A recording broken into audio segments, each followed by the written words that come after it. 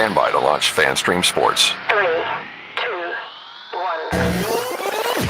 Let's start. Hello, sports fans. Welcome to FanStream Sports. It is Wednesday, my dudes. Hello. Oh, well, do I have a mic on? Oh, you're good, yeah. Am I? I can't hear me in my headphones. But hello anyway. I am Colby Sapp. You've got the Colby Sapp IndyCarTim show, and along with us is one Johnny Gerber. John. I've been called like 5 things in the last, I'm used to being called a lot of things. Right. But 5 things in the last hour and a half that I haven't heard in a long time. You'll get used to So it. thank you. All right. Do tell. Johnny Gerber. You were there. Only in spirit. So also we have one Gary Bottom Line boy over in the. Oh, I shouldn't say boy. I should say bottom line guy. Oh, wow. Leave it up to y'all to be messy. He's in the fish tank, twerking and planking, Colby. Thank God there's 3-ply glass there. I mean, Is it bulletproof? That's the question. I don't know. What are you suggesting? What are you You suggesting? called him boy. Yeah, well, you know what? Because he has male parts, as far as I understand. Well, how do we know that? Well, I'm just as far as I understand. I don't need confirmation. I'm not giving it to you. Kind of like confirmation. No. I'm not giving it to you. By the way, if I didn't throw out the hint hard enough, turn me up in my headphones, sir. Please. Thank you. And wholeheartedly, man, do that. See, I went man. He likes a lot of volume in the headphones. It's all the way up. I don't know if I would do that. I mean, I can't. I can barely tell that I'm talking, but that's all right. Wow. We thank you for however you got a hold of this show, whether it was a download, whether you're watching us live, whatever you did, go ahead and like, comment, tell everybody else that, hey, I do like this stuff. Pass it along to your friends and get them along the ride with us. We've got a lot of stuff going on, but gentlemen, Start your engines. No, that's not where I was going to go with any of that. By the way, if you're ready for real life Jurassic Park talk, we have that in the second hour, and I've actually got science backing it up. So everybody go ahead and get ready to get scared. Didn't expect that. So that's a thing that's happening. We do have some sports talk to get into, but Tim, have you had anything exciting happening to you besides nearly cutting off your ear? Colby, I did almost cut off my ear. Oh, that's what that is. We had a shaving incident this morning. A frightening shaving incident. So pulling back the curtain a little bit, I'm bald. Yes. Oh, wait, I don't know if that was the pulling back the curtain. No, part. that's really not. That's We're on for- But video. you're bald by That's- choice. That's for Well, people who bald- can't see, though. So in some places by choice. Mhm. Oh, I meant like the outside. So I grow the whatever you call it. I'm bald on top, okay? Like the male pattern baldness variety. Okay? You got the legs pantyhose container of a head. I do. Mhm. I'm an egg. Mhm. I choose to shave the rest of it for looks and for sexiness and for sexy time. Like chicks like to rub the bald head. They Right. do. They actually really They do. love I've seen it. it in action. Oh, wow. Getting shut down here before we even get started. So wrong. The part where I'm pulling back the curtain is I get asked from a lot of people, how often do you shave your head? Mm. And how do you shave your head? Like, do you have a special razor? Because they make these expensive electric things where it goes through your middle finger and it goes all this. Right. Dude, I go to harrys.com. I get my razor. I have the same harrys.com razor handle that I've had for probably 12 years. The first one I ever bought. Hey, Harry's, go ahead and sponsor up. I'm bud. about to say Sounds that's like a dating sponsorship. show. Yeah. Dating show deal. And it's just a normal blade made for your face. I switch the blade out once a month and I shave every single morning in the shower. Huh. I have a shower mirror. I go to my Harry's shaving gel, Again, Harry's, what are you doing? lather up the I love the head name to Harry. a nice lather like you would have on your, on your face if you're shaving your face, which I don't do clearly. Mm-hmm. And I take the razor out and it takes me less than a minute. Mm. All right. I start back here, work my way up the back, sides, up the sides, up here. I go here, then across the front of the face where I don't shave the beard part. And then I go backwards and I'm done. It takes me literally a minute to a minute and a half for the entire process. It sounds like you went too fast though, because you caught a spot that So obviously you gouged your head. You didn't just Dude. like have a shaving mishap because so Gerber comes in. We can't get listen, that was I'll give this to you, this one. it's going to stick. It can't stick. Thanks. I have it. Well, it's a combination of your first name and your last name now. Instead of just Johnny Gerber. Gerber, it's Gerber. Everybody J. likes to shorten things. Well, now we found the Gerber button. So that there's that. Not to be confused with a gerbil, because that's on its way. Can't get confused. Richard Gere. So, well, Pretty Woman. So, What do you Colby, do? I have spots on my head that I know have little bumps, and I know that I have to be careful with, right? Like, I'm aware of those spots. They've been there since birth, and been shaving my head now for almost 10 years. Okay. All right. What they call bicking your head because of the Bic razors. That's what they refer to this when you go. I don't think that's a website anybody needs to look up. But there's a spot apparently behind my left ear that I nicked this morning, and I've never seen that spot, felt that spot, experienced cutting this spot ever before. So I don't know if it was just already a scab from cutting it previously and not knowing about it, if there's a little tiny mole that's developed, whatever. Went right over it, didn't know anything about it, didn't hurt. Get my towel down in the shower, I'm done showering. And as I start drying off my arm, I look down, it's a little trail of blood going down my chest. It's already down to the floor. I thought you had a mirror. I do, but when I'm shaving, I'm doing this, looking at it. I don't look at the back. I don't even hardly look anymore because I've been doing it so long. I wouldn't look at your back either. Yeah, please don't. Not pretty, especially in the shower. Nobody's seen it. Dude, and so I'm like, crap, so I start feeling all the places I'm used to it coming out of. That's what she said. Mark. And there's no blood. So I start doing the towel. There it is, behind my left ear. So dry it off. I'm thinking, okay, it's probably not too bad. It's just been going for a while. That's why there's so much. Dabbed it a little bit with the towel, continued to dry off. Before I made it to the sink, which is 4 feet away, it was already dripping on the floor. On my rugs. That's a mole. It was. It was a mole. Yeah, it's not a scab. Dude, mole. so I get there, I get the toilet paper out, big wad of toilet paper, and I start, I dab it while I groom my beard, brush my teeth, do all my morning routine while I'm holding it. And I'm thinking, okay, it's probably subsided a little bit. It's been 10 minutes. Let it go. It's still coming out. So I went and I did the old fashioned, like your dad and grandpa probably have done. They get the little wad of toilet paper, fold it up into a bunch, stick it on there. Did you hold your breath and sneeze like the hiccups? Did not do that. So I stuck it on there, got the kids up for school, made breakfast, went about my day. I forgot all about it. Right. So I'm getting ready to come to work, put my contacts in, and I feel it. And I'm like, oh, by now it's 3:00. Yeah. Surely it's stopped now, right? No. Very delicately pulled that little piece of toilet paper off, and it was gushing again. You're hemophiliac. I'm not, though. I'm supposed to be on blood thinners for my heart, but I'm not. I don't take them. That explains the technical difficulty, Johnny. Yeah, So, I see. That's right. I lost a lot of blood today, guys. You lost a lot of blood. I feel like it's my time of the month. I'm menstruating, What happened? as they say. No, nobody says that. Nobody says it. I put this little dab of stuff on here of toilet paper again, and I'll try it again when I get home. But I feel like I lost a lot of blood today. It comes back. If anybody knows a remedy to stop your head from bleeding, women, how do you stop yourself from bleeding every month? Please call in. That's not what you think it is. Yeah, 972 No. Johnny Gerber. What? Gerber. Gerber. When you reference that, Gerber. like not my person. In that context? It's Gerber. So when we're throwing you under the embarrassment bus, let's go ahead and just call you Gerber. Then. Sure. All right. There we go. And when he's not here, Right. for sure. Yeah, it's going to be Gerber. Gerber all over the place. Which is most times. Yeah. I might use you as a verb from now on when I'm with a chick. Or when somebody leaves unexpectedly and doesn't come back till like 2 weeks later, you can just, well, man, they gerbered. Gerbered? They gerbered all the way That out might of here. actually stick. I was going to tell a chick I was about to gerber all over her. What? Wow. I gave y'all GPS. GPS. Oh, okay. What? All right. Gerber PS. Yep. I don't finish the rest of the acronym. We're going right into sports before he comes up with a penis joke. Sports talk. Penis is a joke, Colby. I mean, Just ask Johnny. well, That's Gerber. here's my penis. Certainly a joke. He's seen it. Here's my penis.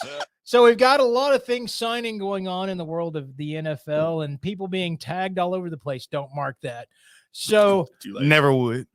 I mean, already did one of the two. Mhm. Daniel Jones signed. Thank God they paid him all the money going to make him stay there, right? Because now Yeah, as you a and I like this for different reasons. yeah, I though. like it as a Cowboys fan because I Uh-huh. believe he's pretty much this is as far as he's peaking. All right. And you may be right. You may be right. However, you hear what they're calling the signing, right?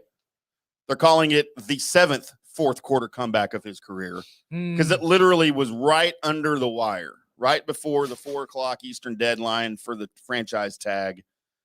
And they barely had time to throw the tag on Saquon Barkley, which that was their plan all along, was to sign one, tag the other. They just didn't know which one it was going to be. Right. So Jones is a New York Giant for the next 4 years Ha ha. for $160 million, which, by the way, is the same exact amount your quarterback for the Dallas Cowboys is making. Woo. Because they're pretty much the same quarterback. They are not. Not even close. And I'm Right not on the even a same fan. tier. Right on the same tier. Not even a fan. They are not the same. Tell me why. Tell me how they're I not. agree with you, Tim. Why are they not? On the same tier? What? Wait, Okay, no, What's no, one hold on, done hold on. that the other one Do you hasn't. think, Hold on, hold on, think let me- Dak is better? Yes. Than Daniel Jones? What if they prove? What has he proven that's better? They got the same amount of, playoff No. stuff. Like what? Okay. What has Daniel that's- Jones done before this Kirk year? Cousins not the same. They're all three bunched in the same group. They're all the same, just average second tier quarterbacks. So Daniel Jones matter. had It one didn't good matter. season. It doesn't matter how they're ranked. They're second tier quarterbacks. Right? Am Or third. They're not Daniel third. Jones is a I would third put him tier. as third. Daniel Jones not third. He's second tier, just like Kirk Cousins and Dak Prescott. It doesn't matter how you rank a second tier quarterback. Right, In my either opinion, way. it doesn't matter if they're second tier quarterbacks. You know what? This is actually one of those times where because you're saying this with so much conviction that I wonder how many people actually watch football in this room. Well, I'm a Cowboys fan. Because I look at stats and I look at how people are actually on the field and what they're doing on the field. The good old eye test. And I watching them play, I can tell who's a better quarterback. Now the proof around them, again, I think that the Giants played well above their heads this season. Mm-hmm. Most definitely. I don't think they had that same amount of talent. I think they had more talent than they've had around Daniel Jones. And in the middle of the season, I said, "Hey, congratulations! I believe your quarterback is growing a little bit." Because he finally has a coach. But from what I see from Daniel Jones, as far as his abilities on the field and his process of the game, I do believe that Dak Prescott is ahead of him quite a ways. And the main reason is because of the reads that I do see. Yes, as Cowboy fans, we break down every single bit of film as we're watching it, and we believe we can read these positions better than what Dak can. Mm-hmm. What I say to that is that we don't know where the hot was and what was going on during that exact play where he was supposed to be going or what it was designed to do. What somebody broke open, that's fun. And do we think that Aaron Rodgers makes this play? Probably, but or anybody else you want to name that upper echelon, that elite of elite status. That is something that I'm not putting Dak in. But to say that Kirk Cousins and Daniel Jones are on the same tier as Dak, then y'all's tiers are they have too many people on them. It's only 2 tiers if that's the case. Okay, So okay. give me another quarterback that's on the same tier as Dak in the NFL. Sure. Go with your Bills quarterback. Yeah, but listen here. You're only the NFL. I would disagree. The NFL as a league is what have you done for me now? Daniel Jones had a better year than this past year than Kirk Cousins. And listen, and I'm saying this, I'm a Cowboys fan. Then Dak Prescott. And listen, the greatest ability in the NFL was availability. And Daniel Jones hasn't been hurt the whole time he's been in the NFL, and Dak is hurt all the time. He's been hurt the last few years. So that's a skill and that's an ability that you have to have in the NFL that puts Daniel Jones in a position that at this point, he's a better quarterback than Dak Prescott. I thought we were on the same tier. Now you going that far? Well, same tier. Okay, let's just say tier. I think lightning struck once this year. It's not going to strike again. He had his best year, which nobody expected. You can treat it like his rookie year. I don't think Daniel Jones is in the same class as I Dak think Prescott. Daniel Jones is on the way up. I think Dak Prescott is on the way down. This year will be a make or break year now with Mike McCarthy calling plays. There will be no excuses for Mike McCarthy or Dak Prescott. Agreed. Yeah. And I think Daniel Jones finally had a coach for the first time in his career who knew something about running an offense. And it showed when he's got a good teacher behind him, he's got the ability and the talent to do it. Does he have the natural ability and the natural talent that Dak does? No. They're not on the same level talent-wise. Ability-wise, I think they are. That's all I'm saying. I think Daniel Jones has a better arm than Dak. Maybe. I probably wouldn't make that argument, but I wouldn't disagree with it at the same time either. So No, I mean, I'm not going to go there with the arm. I've seen a lot more.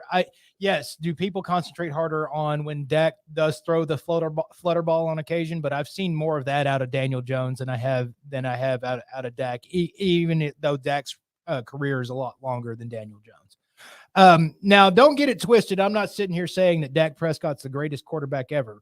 Or anything along that lines. Yeah. I know his limitations. I know what's wrong with him, and I'll label them right to a T for you. I just know that Daniel Jones's limitations as a quarterback are a little bit more higher in number right now. He has better wheels than Dak. Mm-hmm. He has better wheels right now. No, he didn't used to. And I think a lot of that is once you've paid somebody, and we'll see this with Daniel Jones, once you give him some money, now you're more worried about your investment than you were at the time in the ability to let him run and get him going. So that's one thing. And I think if you take that away from Daniel Jones a little bit, and you got to hope that Saquon Barkley is going to play a lot more, because that running game, they're going to lean into it more because they've got to get those yards from somebody that Daniel Jones was giving them. So you hope that Saquon Barkley can stay on the field, or else it's going to prove that Daniel Jones his growth factor is only so far. And that's not because I don't think he's a talented quarterback. I think when I see and look at him, I always see the not big enough for the moment guy. It's got to be the perfect situation. Consider where he went to college too. There's a reason for that. But I like his availability. The guy's never been hurt. Like the guy is playing. I mean, how many games has he been hurt in the NFL?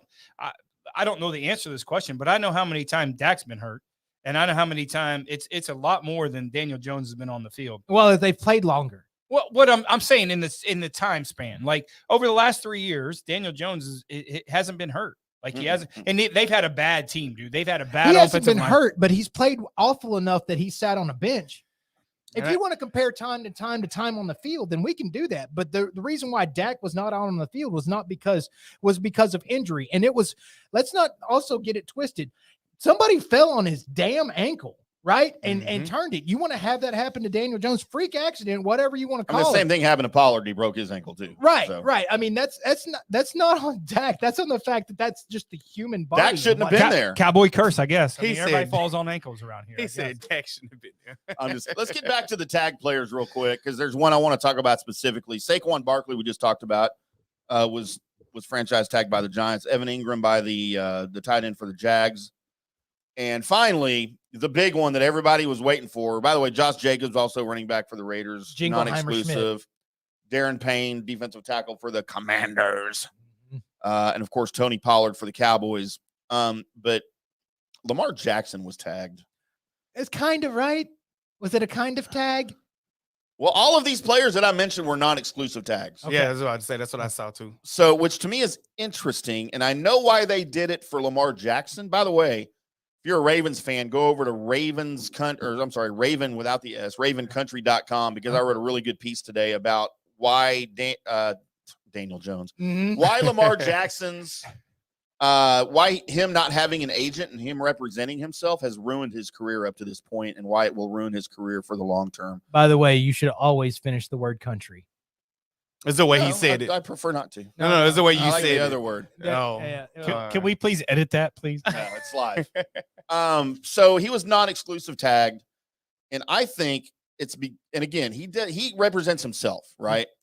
This hurt him when he was being drafted, because there was rumors of him after he won the Heisman as a quarterback at Louisville. There were rumors that he was going to change positions in the NFL to a running back.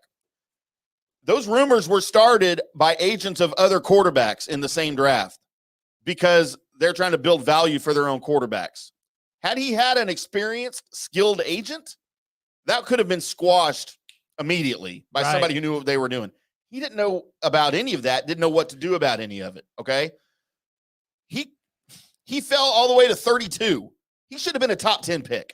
Yeah. He fell all the way to 32 because of this. Can I intervene? Because I was an investment partner in a sports agency, right? Mm-hmm. So I know the intricacies at work in this business and how they create leverage, right? The thing that hurt Lamar Jackson in the process of what he's going through now is agents has a pool of players, right? So they will leverage players to teams in terms of contracts. So basically saying that, hey, listen, you take Lamar Jackson, but you can also get this guy at a discounted price. And they leverage numbers and they leverage players. Yep. He has no leverage. Like, he has no leverage as somebody that is in that building, talking to GMs, talking to other people. Listen, he thought he was smart because he wasn't going to pay the 5%. If somebody's working for 3%, they're stupid. Yeah. The 5% That's agent a real fee. estate agent. That's the startup. What The 5% agent fee, it's going to kick him in the ass. Try to save that little bit of money.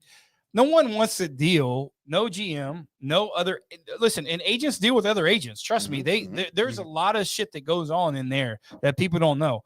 Listen, these people don't want to deal with your mother. They just don't. Or you as a player. They don't, man. They don't. That's why there's how many players in the NFL or in sports that has one of their family members that's not a registered agent, because you have to be registered, right? There's not many. And there's a reason why there's not many. Right. They have those relationships, man. And look, and this isn't to say that not all players are unsuccessful who represent themselves, because look again at the Ravens, who traded for Roquan Smith from the Bears last season, signed him, who represents himself. Roquan Smith represents himself. He signed this offseason the highest salary of any linebacker in the history of the NFL, representing himself, dealing with the Ravens. Okay, so the Ravens are able to do this with a player who can do it wisely. Lamar Jackson cannot do that, and it's hurt his career. It will continue to hurt his career. He overvalues himself right now. That's why they've been negotiating for 2 years unsuccessfully, because he overvalues himself. This is why they placed the non-exclusive tag, because they want him to go out and shop himself. They want him to go out and get offers from other clubs, because it ain't going to be what he wants. And they will be able to match it, and they will keep Lamar Jackson. And there's also a little coup going on that people don't know, that I've heard through the grapevine, and I don't know if you heard, that these NFL owners are calling NFL owners saying, we ain't giving this bullshit, these guaranteed contracts anymore, because what Jimmy Haslam did in Cleveland messed up the market. Everybody so bad. was pissed. Oh, they exiled him, but he is completely exiled, and they're like, we ain't doing this. That's why the Dolphins and the Falcons came out and was like, we have no interest. They don't want to pay that guaranteed money that Jimmy Haslett messed up. And he said, screw everybody, because that's what Jimmy Haslett does. He screws everybody.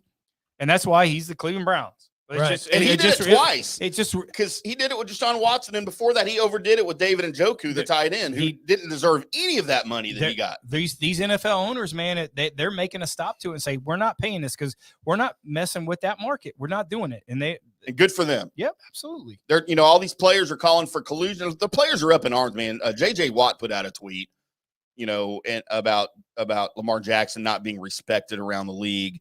RG3 put out a tweet that they were all over the place about people not respecting Lamar Jackson, because now teams are pulling out of the negotiations, right? Because of what you just said, because the owners are getting together going, you know what? We ain't doing it. We're not going to do it. And you know what? Good for the freaking owners. Nope. No, but that's why they placed the non-exclusive tag on Lamar Jackson, paying him $32.41 million guaranteed, by the way, this year, unless they can come to a long-term agreement before July 17th. Then he will play for that tag, or he will not sign it and he won't play for anybody and he will make nothing. They got to reset that precedent, the NFL owners. Yep. I agree. They really, that's what they have to do, and that's what they're doing. Now, with all this yay NFL owners talk, I will say that normally I am never rooting for the guy that's in power to receive more respect and more power. But we're not talking about people that are all suffering, or somebody's not getting paid millions and millions of dollars or whatever. We're not talking about, that we're talking about people that everybody's making millions of dollars. And so in that instance, as far as the business is concerned, I just want it fixed because I love my football. Yeah. So and you want the best players on the field. I do. And Lamar Jackson is one of them. But if you pay him all that much money, you ain't going to get the best players on your team. I'm not a Ravens fan. Not for very long. You're not going to be able to pay anybody else. Well, you know what? Stop salary capping it. End that. Then you're baseball. Yeah. Well, then can someone, and this is devil's advocate, you don't pay him. You're Are representing the devil right now?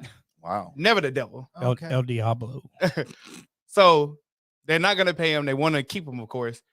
are they ever going to get weapons around him though? Because that's another That's a complaint. conversation for another day. Yeah, We'll look at the draft for that's, that. That's a total different conversation. They've Yeah, never we'll had look a at wide the draft. receiver, and we'll look at that on down the road. By the way, Tim, this previous football talking segment was brought to you by, as for National Cereal of the Day, which SE cereal are we talking about? Colby, this last segment brought to you by Sir Grapefellow, grape flavored oat cereal with grape star bits. What is What? that? No, I remember this. I see. I don't. I remember don't this. see. Yesterday was National Cereal Day, Never saw this before. Gerber, and I've never really had cereal. That's right. That's another segment we got to get into. you know what? And I am a person that I actually do love my, just I'm a total guy. I love the flake idea, but I never thought about grape. Sir Grape. No, not grape cereal. No. And No. for some reason, Sir Grapefellow was a World War I pilot, Right. When the hell was this made? 70s and early 80s. Oh, that explains so I much. had it. I remember it. I wasn't born yet. I just, Okay. I wasn't No. either. So as we uncomfortably segue off our grapes and off the football into somebody hit the damn music. Time for the good, bad, and the ugly. This is that segment where I go through all the people that were born today. I find the people that are famous enough to make my list, and Can I then make a these. request? Yes, Can we do it the old way? sure. We'll do it the old way. We don't have to do it the new way because Old way better. Johnny hadn't done a new way yet, though. Do you like the new way or the old way? What? I mean that's fine. But which way do you like better? It's fun. It's either or for me because I just like talking about the people on the list. Right. I think it builds more suspense for everybody if we wait till the end and just pick one of each. All right, then that's what we're going to do. Sorry to interrupt. So it's the old way. So we're going with classic GBU, not new GBU for tonight. There we go. A little Coke reference for you. Starting off the list, he turns 37, and man, he can talk a little football, and he used to do a little football for the Dallas Cowboys. One Marcus Spears. Oh. He's only 37. He's only Mhm. 37. He real young. And he's really bad on the air too. He is not really I do. bad. No. I don't No. mind the big swagoo. No. No, I love the Homer bit. Yeah. yeah. So that's- he's the one that was on with Acho, right? Yeah. On what was it called? No. No. Wasn't Marcus no, Spears? Who no, was that? No. That was an ex-Cowboy. That was that was that was not the big swag. No, No, that wasn't Marcus. That wasn't Marcus Spears? no. No. Okay, maybe I like Marcus That was Spears. Martellus Wiley. Marcellus Wiley. yes. That was that was Martellus Wiley. Marcellus one. Marcellus. There you go, Marcellus. Yeah. Okay, you might be right. Marcellus. All Like, right, I probably like Michael Spears. Marcus. just keep messing up today. Just gooning the whole. I'm drunk, damn- y'all. This blood is just Cocktails. I've lost a lot of blood. Yeah. Cocktails are good. Cocktails are good. We got Gerber. We've got him Tam over here. I mean, I'm not even really drinking that much. it's good I'm drinking times. enough for It's both good of times. us. I'm 46 today. One Heinz Ward, Oh, Coach of the San Antonio Brahmas, Colby. and shout also, out to the XFL. and also shout out to that Dark Knight trilogy that he was a part of there for a little bit. Oh, can I give a little shout out? Maybe one of the most underrated guys in NFL. Like You can't. Who? He's a Steeler. Yeah, he was a Steeler. Oh, Nobody yeah, cares. come yes, on. you could get How a was he shout out. underrated? I think You he was can- adequately rated. No, I think he was I underrated. think he was. He was think underrated. Him and Palomalu were pretty two underrated guys, dude. Palomalu was not underrated. No, They don't talk about him in the same vein. Everybody No more. talked about him. Gee, I'm talking about now. Gee, get him They're underrated. not talking about him now. Palomalu is still one of the greatest safeties I've ever seen play the game. So I agree. Yeah. there's that. Kenny Smith is 57. Kenny, that's terrible. Houston Rockets. Also on that TNT crew. And Yep. man, The damn, Jet. that thing's funny. Hated him as a player, love him as a broadcaster. the Jet. Passed away in 1990, but man, he could hit somebody with his hat. Uh-oh. Alan Hale Jr. Otherwise known skipper! as the skipper from Gilligan's Island. Mm. So, yeah. By the way, there was an Alan Hill Sr., of course. I'm who trying was to think of a also an song. actor. Oh, you know I'm becoming a good singer. Just sit right back and you'll hear the tale. The tale of a faithful I just ship. sang this all the way through the other day for some reason. I don't know why, to see if I could. Mm. And I did. Both versions. Keep going. You know, there was two versions There was. because the first two seasons, they left out the Professor and Marianne. Ah, they Right. did. The end of it was, and the rest. For some reason, they just skipped two of the seven. And they put Hot Ginger But in then there. they went in year 3 and said, the Professor and Mary Ann at the very end of it. So I'm like, okay, they finally got their due. They must have got a raise or something, right? Right. Hot ginger. Man, I was always a Marianne. I was a Mary Ann guy. I was a Marianne guy. I didn't want the chick that was going on a 3-hour tour and brought her whole effing wardrobe with her. Holy crap. What the hell? Valid point. By the way, pop culture reference, Thurston Howell III, the old man on that cruise, was the same age that Mark Wahlberg is right now. Put that into perspective. Why does that have to do anything? I was about to say, Because Thurston Howell III looked like he was 80 years old back then, and Mark Wahlberg is in pretty good shape. I'm just saying, same age. Wahlberg wakes up at 3 a.m. and does workouts. I do that. No, you don't. They didn't have steroids back then. there you go. There you go. They did. Wahlberg's on SARMs and peptides, sir. Not real steroids. Sorry, sir. I need all of that. Actually, SARMs are just real steroids. They just call them something different. I was about to say. Cynthia Rothrock turned 65 years old today. Am I the only one in here that knows who she is? Yes. Yes. You don't even have to ask me. How old? 65. Yeah, I don't know. She is. So back in the day when like Jean-Claude Van Damme was putting out another action movie every other turn, Cynthia Rothrock, who's a karate champion, got into the mix, and she has her own like line of movies that are nothing but her just kicking ass. Really? And just action movies. The most famous one, and it ended up with like multiple sequels, was China O'Brien. And so it's just her as a cop, but she's also, the karate girl or whatever. Colby, she's kind of cute. Still lost me. Cynthia Rothrock. Will you put that on my screen? Dude. Is she Asian? No, she is not. No, but she's kind of here. I'll just throw her up She there. looks exotic for being. She does look exotic. We consider that Asian? But she didn't back then. Like, she looked very different back then. Oh, she had like. But nowadays, Plastic I'm gonna surgery? throw this picture up there. Maybe. I mean, Man. as we're waiting on a picture. By She's the on way, the- anybody out there comment any way Please, you can. please, And I tell wanna- us I wanna- all about Cynthia Rothrock and how she affected your life. Or maybe My young Cynthia. life. Maybe Cynthia can call. Yeah, her. she can call. She can comment. You talking about me going ahead and fanboying right there for a little bit. All right. That's what Would ya? happened. Yes. But I mean, would you? Oh yeah, young Colby would kick my ass There you if go. I didn't There you go, get Jerb. after Cynthia Rothrock. Oh yeah, no. That's a big no. Man, I'm in. I'm all in. on Nah, that. the boots lost me at the boots. It's too Really? much, That's what's hot to me. it's too much work to take them things off. I ain't taking it off. Hey, what I need, the boots aren't in the way of. Yeah, but Okay. you got to listen. She's got too much access with those damn stilettos to like. Give me all the stiletto. man, It's a hair for she me. will also still at this will still kick your ass. That's why you're Just- bleeding on the back of your ear. I think. Maybe I got stilettoed in the back of the head. Yep. I didn't even know it. In the shower. Turning 77 years old today, one Mickey Dolenz. The Monkeys, Colby. Hey, we're the Monkeys. Drummer for That's the Monkeys and lead damn vocalist. right. By the way, the father of Amy Dolenz, Mhm. who was somewhat of a teen star in the 80s.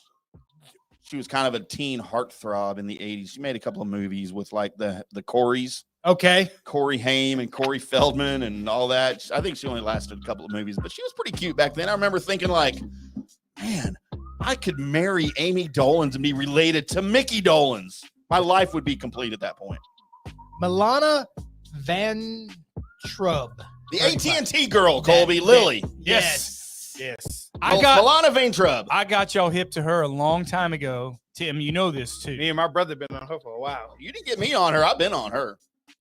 No, you haven't. Yeah, dude. Ever since the first commercial came out and I Googled who's the AT&T girl, You haven't been on her. I've been on her. No, sir. I've been all over her, No, you have not. on top and around the sides. I disagree. Back What? door, front door, side window, screen door, Well, Just man, you know what? There's so many jokes that are happening. chocolate right now. highway. No, Oh, you went the wrong way. no. How old is she? 35. 35. Wow. 35 Still years old. Post boob job. Too. Wait, still No, would. certainly know who's the good. Yeah. I don't know. Mix her and Mickey.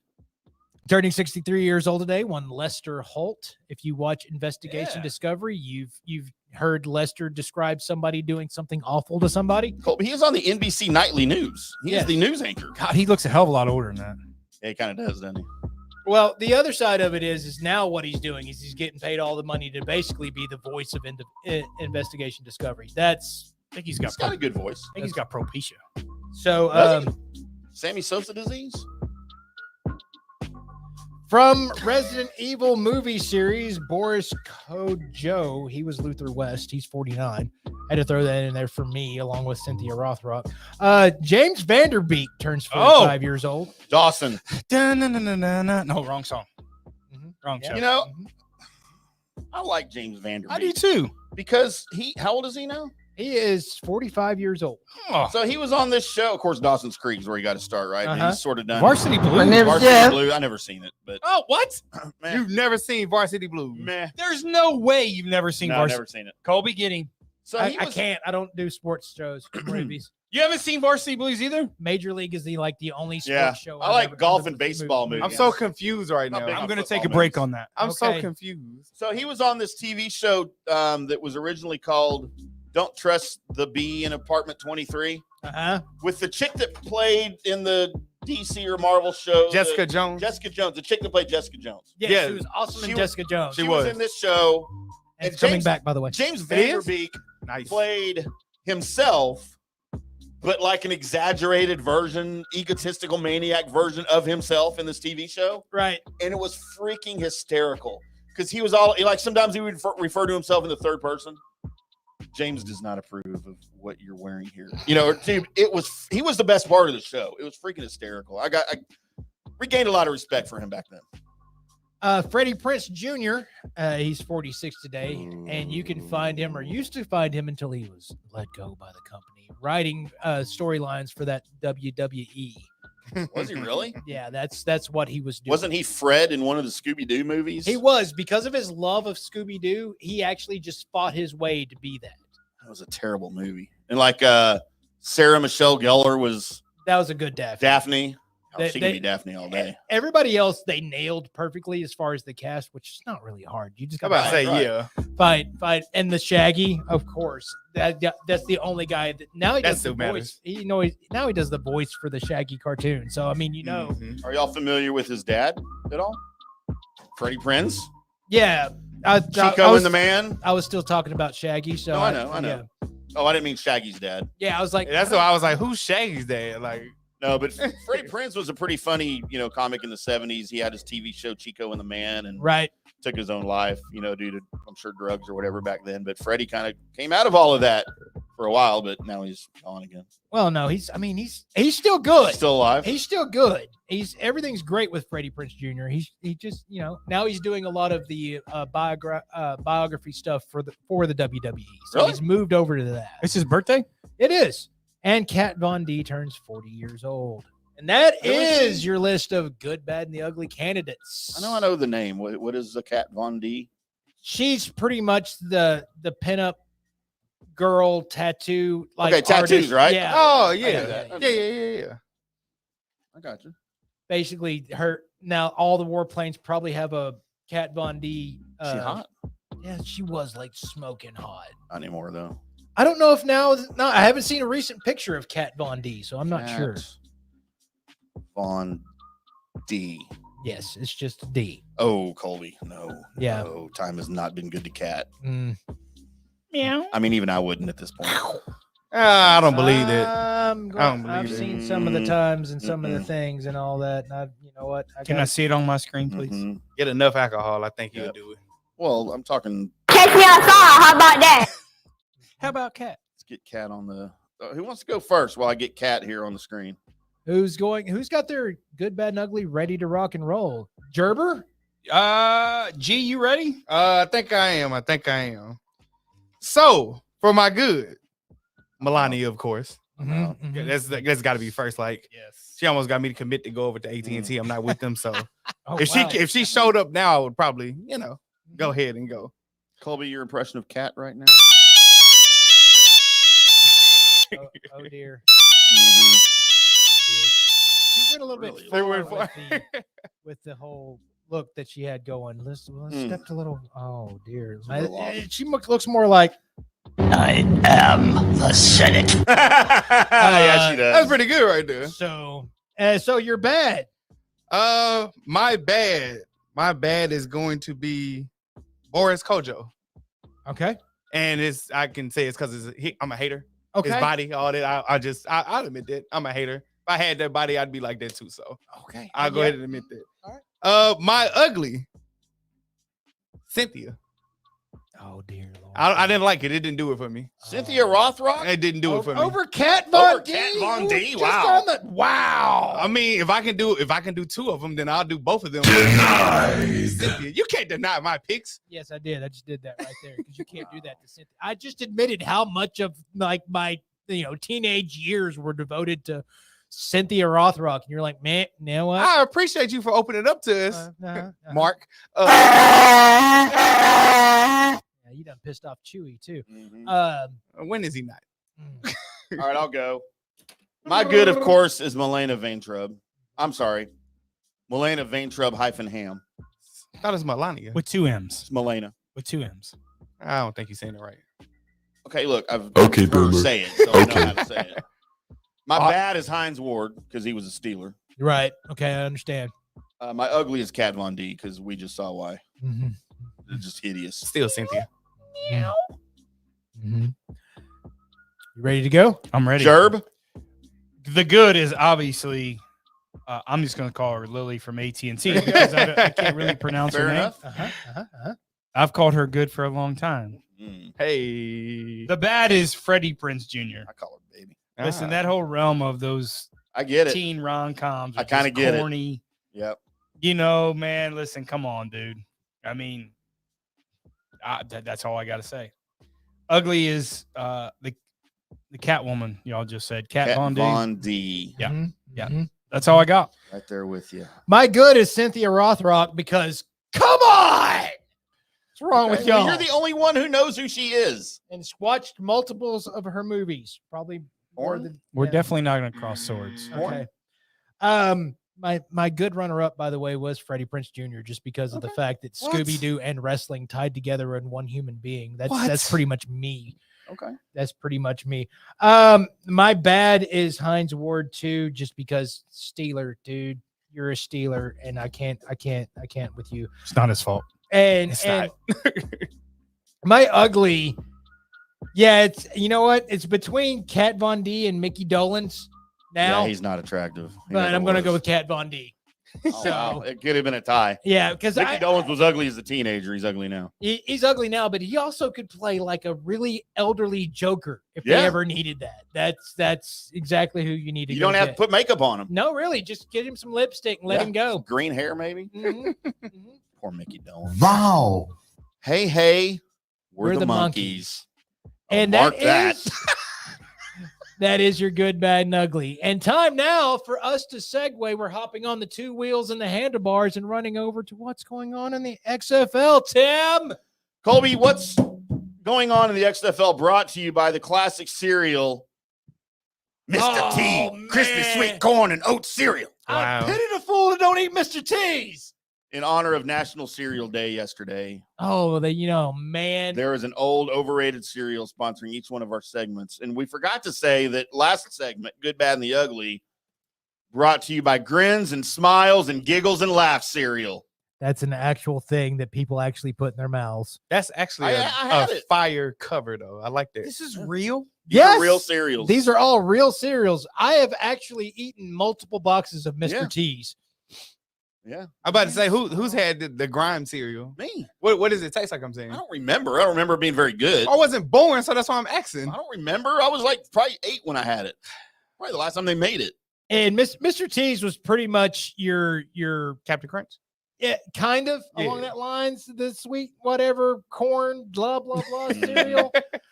Pops. Yeah, As long Pops. as- That's what I'm thinking yeah, about. Yeah, Pops. Pops. Yeah. Really like Pops. Here's the thing. I used to sit and watch the Mr. T cartoon Oh yeah. while eating the Mr. T's cereal. What a fan. Man. What a fan. Oh I've man. never seen anything like this. So So getting into XFL talk, Colby, mm-hmm, we have a story, breaking story that we need to talk about because we talked about it last night on the Bottom Line Sports Talk. We all Wow. died. Do I need to hit the breaking story? And it was sound? that's not really breaking news anymore. I mean, it's Okay, well then. so Colby, okay. have you ever heard of Quentin Dormady? Normandy? Dormady. Quentin Dormady. Okay. He was your backup quarterback for the Orlando Guardians. He was also a quarterback at Tennessee in the SEC. Oh, yes. Now I kind of know who you're talking about. So not only was he playing in the XFL after playing at Tennessee collegiately, he was a backup in the XFL to Paxton Lynch. Oh, dear. However, Quentin was cut from the Guardians after an investigation into him leaking the team's playbook to another XFL team. How much, Tim? Allegedly. What do you mean linky? Like, how did he leak He it? gave the playbook to another team, to representatives of another team. Really? Yeah. Why? Because he hated Paxton Lynch that much? Presumably for money. How much, Tim? Which isn't in the story. However, as I mentioned last 21? night on Bottom Line Sports Talk, heard on this network, FanStream Sports, Tuesday nights from 7 to 8, or like last night, 8 to 8:20 or 7 to 8:21. The number that I was given by a source who knows things about the XFL and this, yet I will still say unconfirmed. Allegedly. The amount of money he was paid to leak this playbook and lose his job in the XFL. By the way, they also erased his history in the XFL. There are no stats for him in the XFL. He has been erased from memory. Because he got caught. Because he got caught. No. But this ain't the most outrageous. For the bounty of $150. Come on. Oh, my God. That can't be true. Everybody hurts.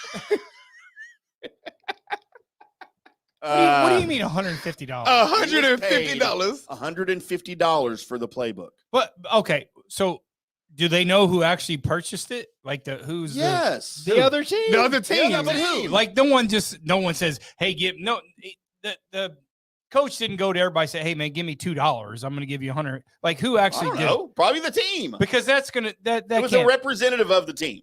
They don't even say what team because they don't want that to get out. How much do they make a game? No. It's more than $150. Yeah, it's gotta be more than $150. Did he just want Paxton Lynch to get hurt so he could play, or why didn't he just take a pipe to Paxton's knee? That would have been a better story. I mean, he ain't that tough. Well, none of them are. Playing quarterback. What? I mean quarterbacks, not because you're in the XFL. $50 bill. $150. Oh, man. What team did they play for? It didn't give the. Who did he play for? The Orlando Guardians. So there's a lot of things you could do in $150 in Orlando. I'm saying. Johnny is so confused right now. I am confused. I mean, really? Come on, Kobe. Come on. $50. Come on, boys, Kobe. Let's get into some of the games here. Hold on. For the break. Hold on. Y'all should have seen Kerry last night sitting in that seat. He almost fell over backwards. He was laughing so hard. $150? Come on, Kobe. I know you got it in you, Kobe. Come on. No, We just laughed. We just laughed last night. no, he sold out. Now I understand selling out your team so that Paxton Lynch will look bad, so maybe you can get a starting role or something like that. But if you're going to make a play that could possibly get you fired And erased. and erased, they got Arnold Schwarzenegger erased is what happened. They did the mind thing from Men in Black in front of him. Yeah, they just total recall, just left. You're done for $150. You can't go with that $150 and buy a week's worth of groceries right now. I can't. No, there is not a chance, and yet you did that. Maybe he's single and he could buy a week's worth of groceries. Don't you already make yourself look bad if you're already playing in the XFL? I mean, you can't. No.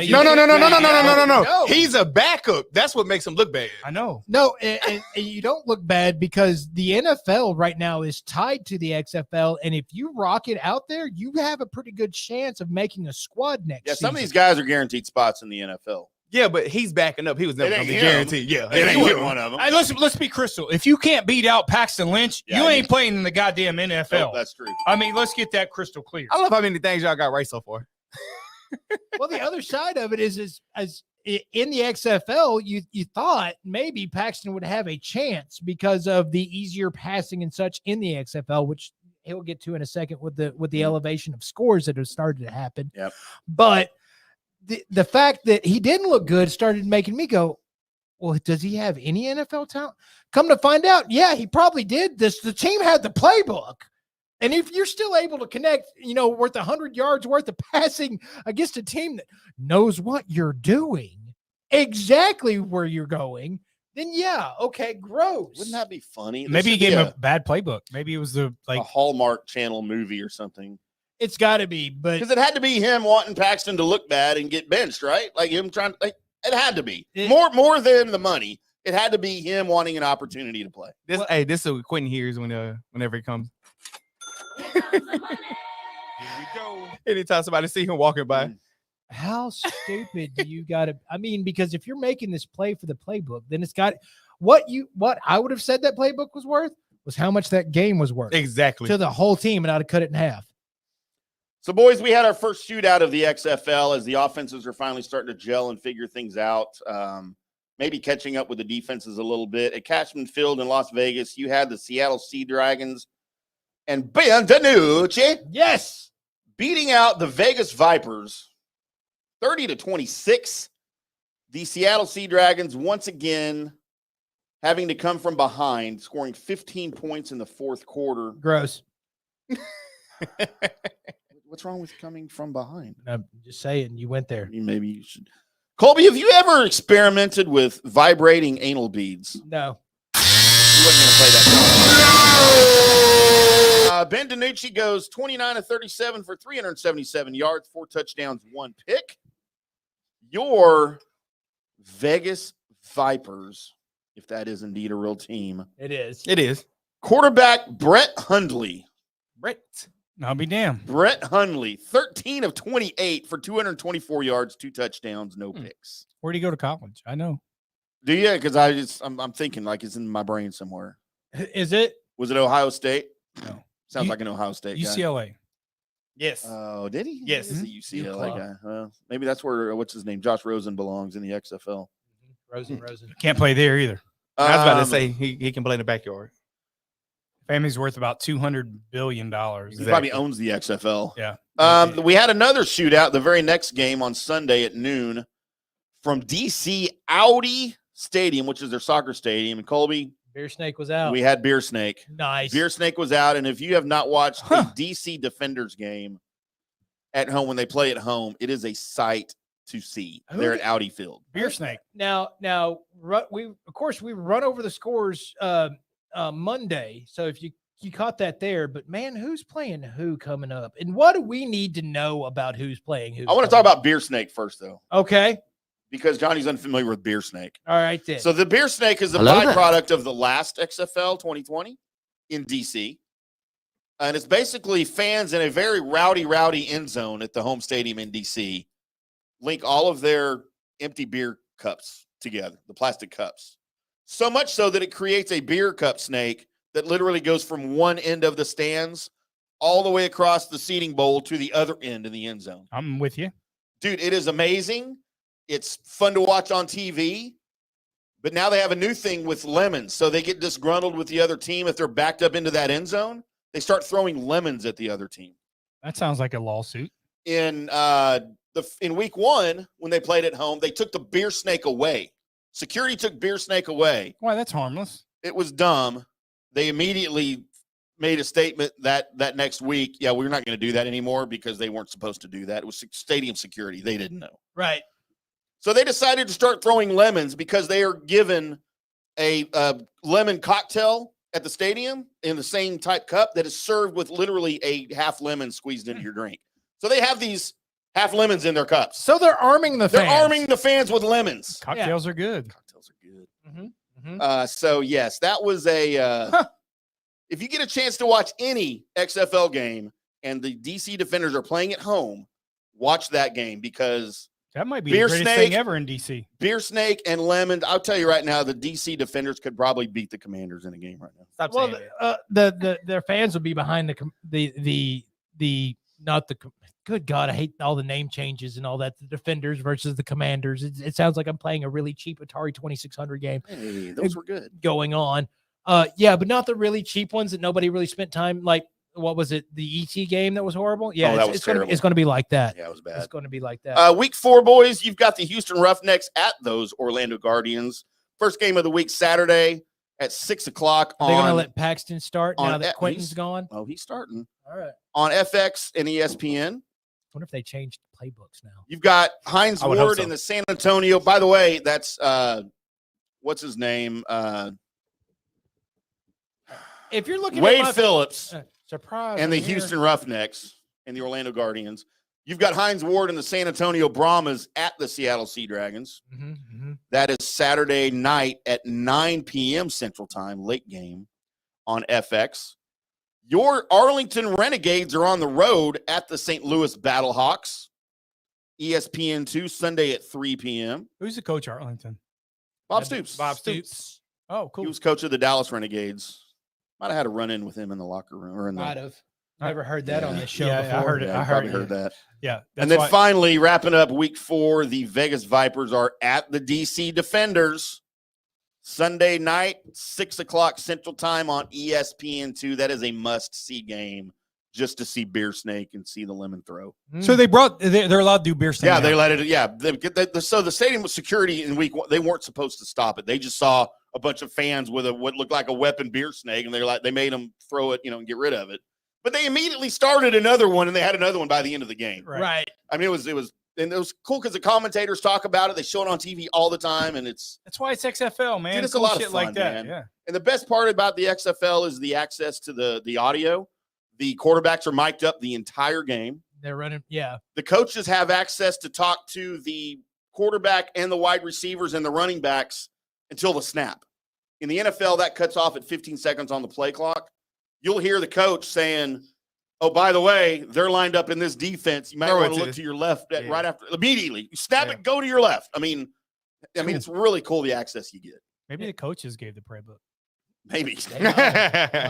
Well, when life gives you lemons, That's your XFL talk for week 3. Coming up next here on the Colby Sapp and IndyCarTim show is we've got a real life Jurassic Park situation, everybody, and we're going to get into that at the top of the hour. We got some excuses to miss work because Tom Brady's got an excuse to miss work, and we're going to build the worst quarterback of all time, along with news and notes. So come with us on the journey as we're doing that all next. Fanstream Sports. Nothing but pure sports. Jeeves Law Group. I've known Scott Jeeves for quite some time, and he's just like us, a huge college football fan. He loves his Gators. In fact, he sponsors our Gator Report every Thursday at 11 o'clock with Scott Carter from FloridaGators.com. But he's not just another PI attorney. He is a ferocious advocate for his clients. Scott Jeeves is a board-certified civil trial lawyer and a certified circuit court mediator practicing in Tampa Bay for over 30 years. He is an AV preeminent rated civil trial lawyer and certified circuit court mediator. Folks, these designations are not just given out. They're given only to the best trial attorneys. But more than anything, Scott takes these cases personally. I've heard it from his clients.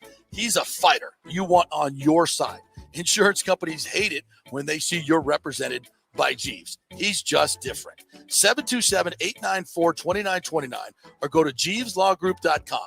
That's JEEVES lawgroup.com and tell him JP sent you. Now is the time to make sure your home insurance is in order. In the last year, many of us have made improvements to our homes.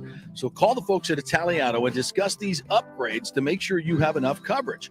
According to a recent report, almost 64% of homeowners don't have enough insurance on their home, which is their most valuable asset. Also, a great time to make sure you have flood insurance. Even if your mortgage company does not require flood insurance, your home could still be at flood risk. Another big item as we enter hurricane season is making sure your pool enclosure is added to your policy and there will be no issue at claim time. That happens a lot. So call your friendly agent at Italiano Insurance to review your policies today. 813-877-7799 or ItalianoInsurance.com. Hey, folks, it's still engagement season, and where better to get that special ring than the Gold and Diamond Source? The Gold and Diamond Source has the largest selection of engagement rings in the country, a literal jewelry supercenter with 30 times the inventory of any normal jeweler. You don't have to wait to spend any extra time waiting for them to bring something in. They have everything right there in-house, so why go anywhere else? And you can get up to 15% off this January if you buy something with the birthstone, which is garnet. Garnet and Gold, Florida State. Get something for your favorite Seminole. And let's not forget the Emily collection from Emily Johnson Weintraub. Very affordable, real gold and diamond jewelry, always stylish and unique. Emily has created this fashion-forward gold, diamond, and gemstone jewelry line ideal for everyday wear. Each piece is designed to enhance your look by featuring eye-catching, modern, geometrical shapes. Really unique stuff. Got to check it out. And, of course, Julie and Steve Weintraub, great benefactors here in the local community. So let's keep it local. And you can get 0% financing for up to 5 years. Get a big ring for a little price. It's the Golden Diamond Source, 3800 Omerton Road, always online at thegoldendiamondsource.com. Attention, if you are home shopping or looking for a refinance, and even if you already have the approval letter, you must call my man Scott Fitzgerald at American Mortgage Services. Scott has a brand new program available in the greater Tampa Bay area called the Community Advantage Loan Program. Get this, no money down, no mortgage insurance, no points, no origination fee, purchase or refinance, and loan amounts up to $647,000. Now, there are some application requirements. It must be a single-family home, 1 unit, primary residence, and have a minimum 640 credit score. The program only applies to certain neighborhoods, so you have to call to find out if you qualify. So call Scott Fitzgerald at 813-294-7595 or email him at scott@amstampa.com. Now, even if you don't qualify for that program, Scott will shop your loan around, get you the best rates, and won't charge you the huge upfront fees. And if you've had issues with your bank calling you back, Scott will return calls immediately or at least the same day. 813-294-7595 or email him, scott@amstampa.com. Scott Fitzgerald, MLS 386722, American Mortgage Services, 1000 North Ashley Drive, Suite 1020, Tampa, Florida. The PGA Tour's Valspar Championship returns this March 16th to the 19th with 4 days of golf action plus the host of fun activities that make it Tampa Bay's hottest spring sports ticket. Sam Burns, who won in a thrilling playoff last year, is looking to make it 3 wins in a row on the Copperhead course at Innisbrook Resort. He will be challenged by a top field that includes Jordan Spieth, returning for the first time in 5 years. The 2015 Valspar champ counts 13 PGA Tour victories, including 3 majors in his career. It will be a great field and great fun. Tickets are on sale now at ValsparChampionship.com for all tournament days, both grounds tickets and premium ticket options. You don't want to miss the 2023 Valspar Championship.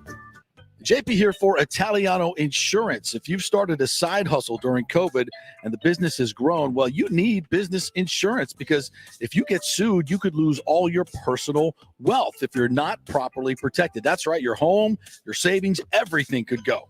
So get protected now. Call the great agents at Italiano Insurance, 813-877-7799, and a real human will answer the phone and get you protected. If you haven't shopped your business insurance in a while, you could be overpaying by thousands. One customer had their golf buddy handling his business insurance, then called Italiano to shop it around, and they saved him $26,000 a year. Yeah, so call 813-877-7799 or go to ItalianoInsurance.com. Italiano Insurance, protecting all the pieces of your life for over 60 years. Let's go. Right now, back to the show on FanStream Sports.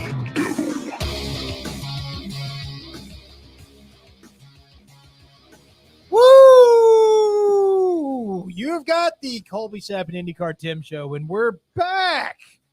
And we've got, and by the way, Gary's over there flipping knobs and tweaking stuff. Still have your pants on, Gary? Of course. I just felt, for some reason, I felt compelled to ask for that last segment. That's 10 o'clock. It's the pants off 10. Colby, I got to say something real quick before we start listening to that commercial. We got to give props to our buddy JP Peterson on the JP Peterson Show, heard here on the network.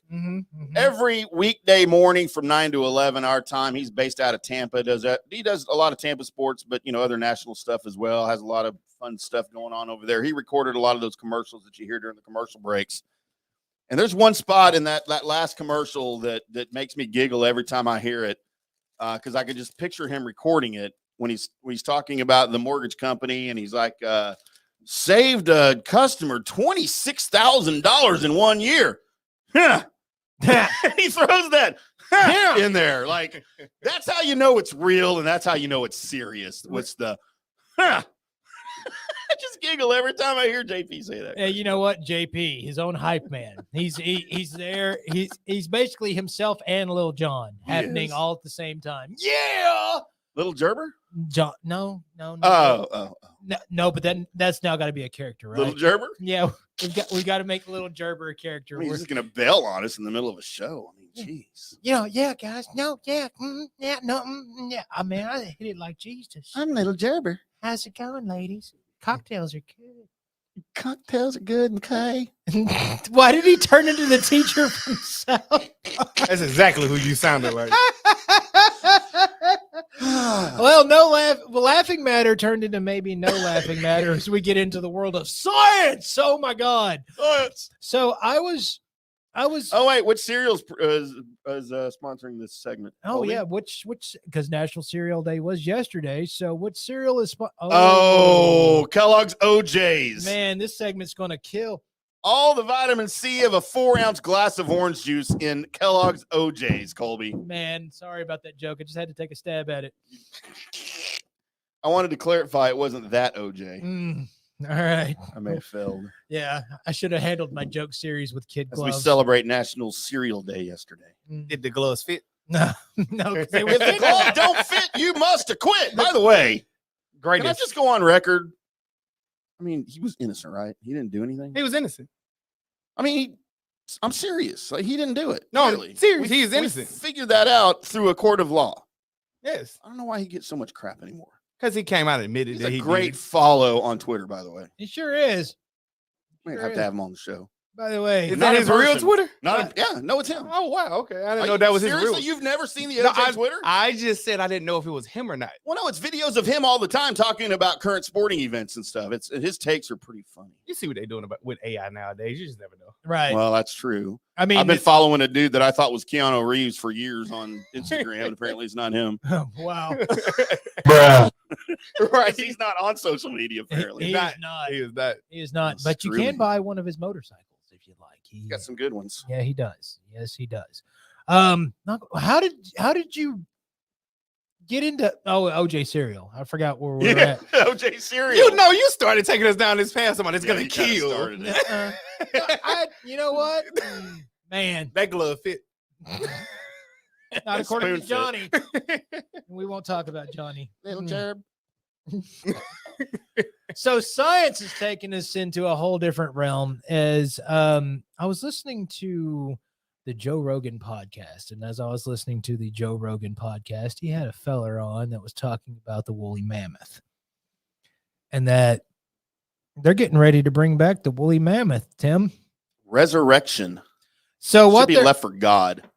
So what they're doing is they have got the DNA of the woolly mammoth. And they had, of course, it had holes in it that they couldn't quite completely clone it. So they got I believe it was the Indian elephant, which is the smaller elephant, not the African elephant, but the smaller of the elephants is the Indian elephant. Yep. And it's also the closest relative to the woolly mammoth. And they plugged in the DNA that they were missing of the woolly mammoth with some spots of the Indian elephant.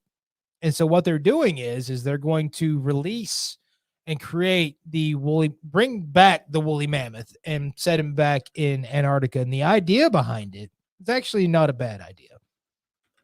So global warming and all that's caused by, your caps and stuff. They're losing, things are melting, and the carbon release that's underneath the ice bed is what's adding to things getting hotter, basically.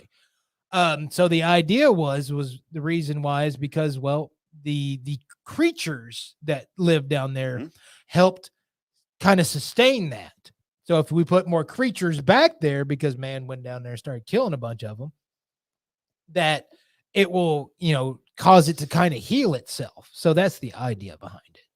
Or at least that's what they're telling everybody, so they can, science around and create a woolly mammoth and let it go and such like that. But the problem that I have with that is that, so you did this.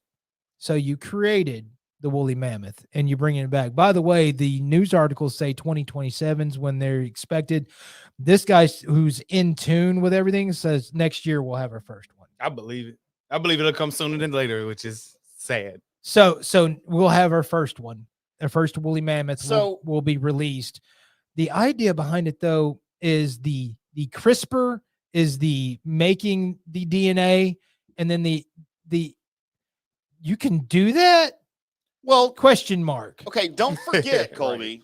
This is not the first time they're talking about cloning an animal. Right.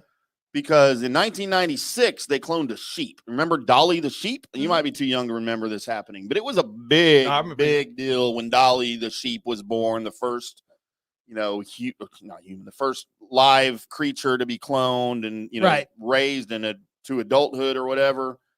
And, even at the time, man, it was pretty controversial. Like, we can do it, but should we be doing it? Right. And now here we are, 26 years later, 29 years later, and they're going to do a woolly mammoth. So does that mean in 30 more years, hey, you know what? Let's just do a T-Rex. We got the DNA. I think if they get this right, it's not going to take them that long to say, let's do a T-Rex. Jeez, where do you stop? Well, I don't know where you stop, but the other side, the side that's going to win, that's going to cause some of these things to happen, like some of the extinct animals that nobody's ever seen before, is the fight over in science, the fight over what dinosaurs actually look like. You have a pretty big fight of, well, we think they were feathered. Yeah. Oh, no. Because you don't know. Because nobody can truly know. They can go in and kind of try and replicate what we know about the DNA, but until somebody actually sees one full grown and with everything right with it, that's not going to be answered. And there's some people that don't even believe in dinosaurs. Yes. Who is the famous baseball player? He's a Ranger, right? He was. Oh my gosh. But didn't believe in dinosaurs, like just because they said they existed. Carl. Oh, Jesus, you're right. God dang it. Carl something or other. It's not actually something or other because that would look awful right. in the back of a jersey. It would look like Brett Saberhagen, except not be as cool. Something or other. Man, Weathers won't get out of my head. And I know it's not Carl Weathers. Carl Weathers. Damn it.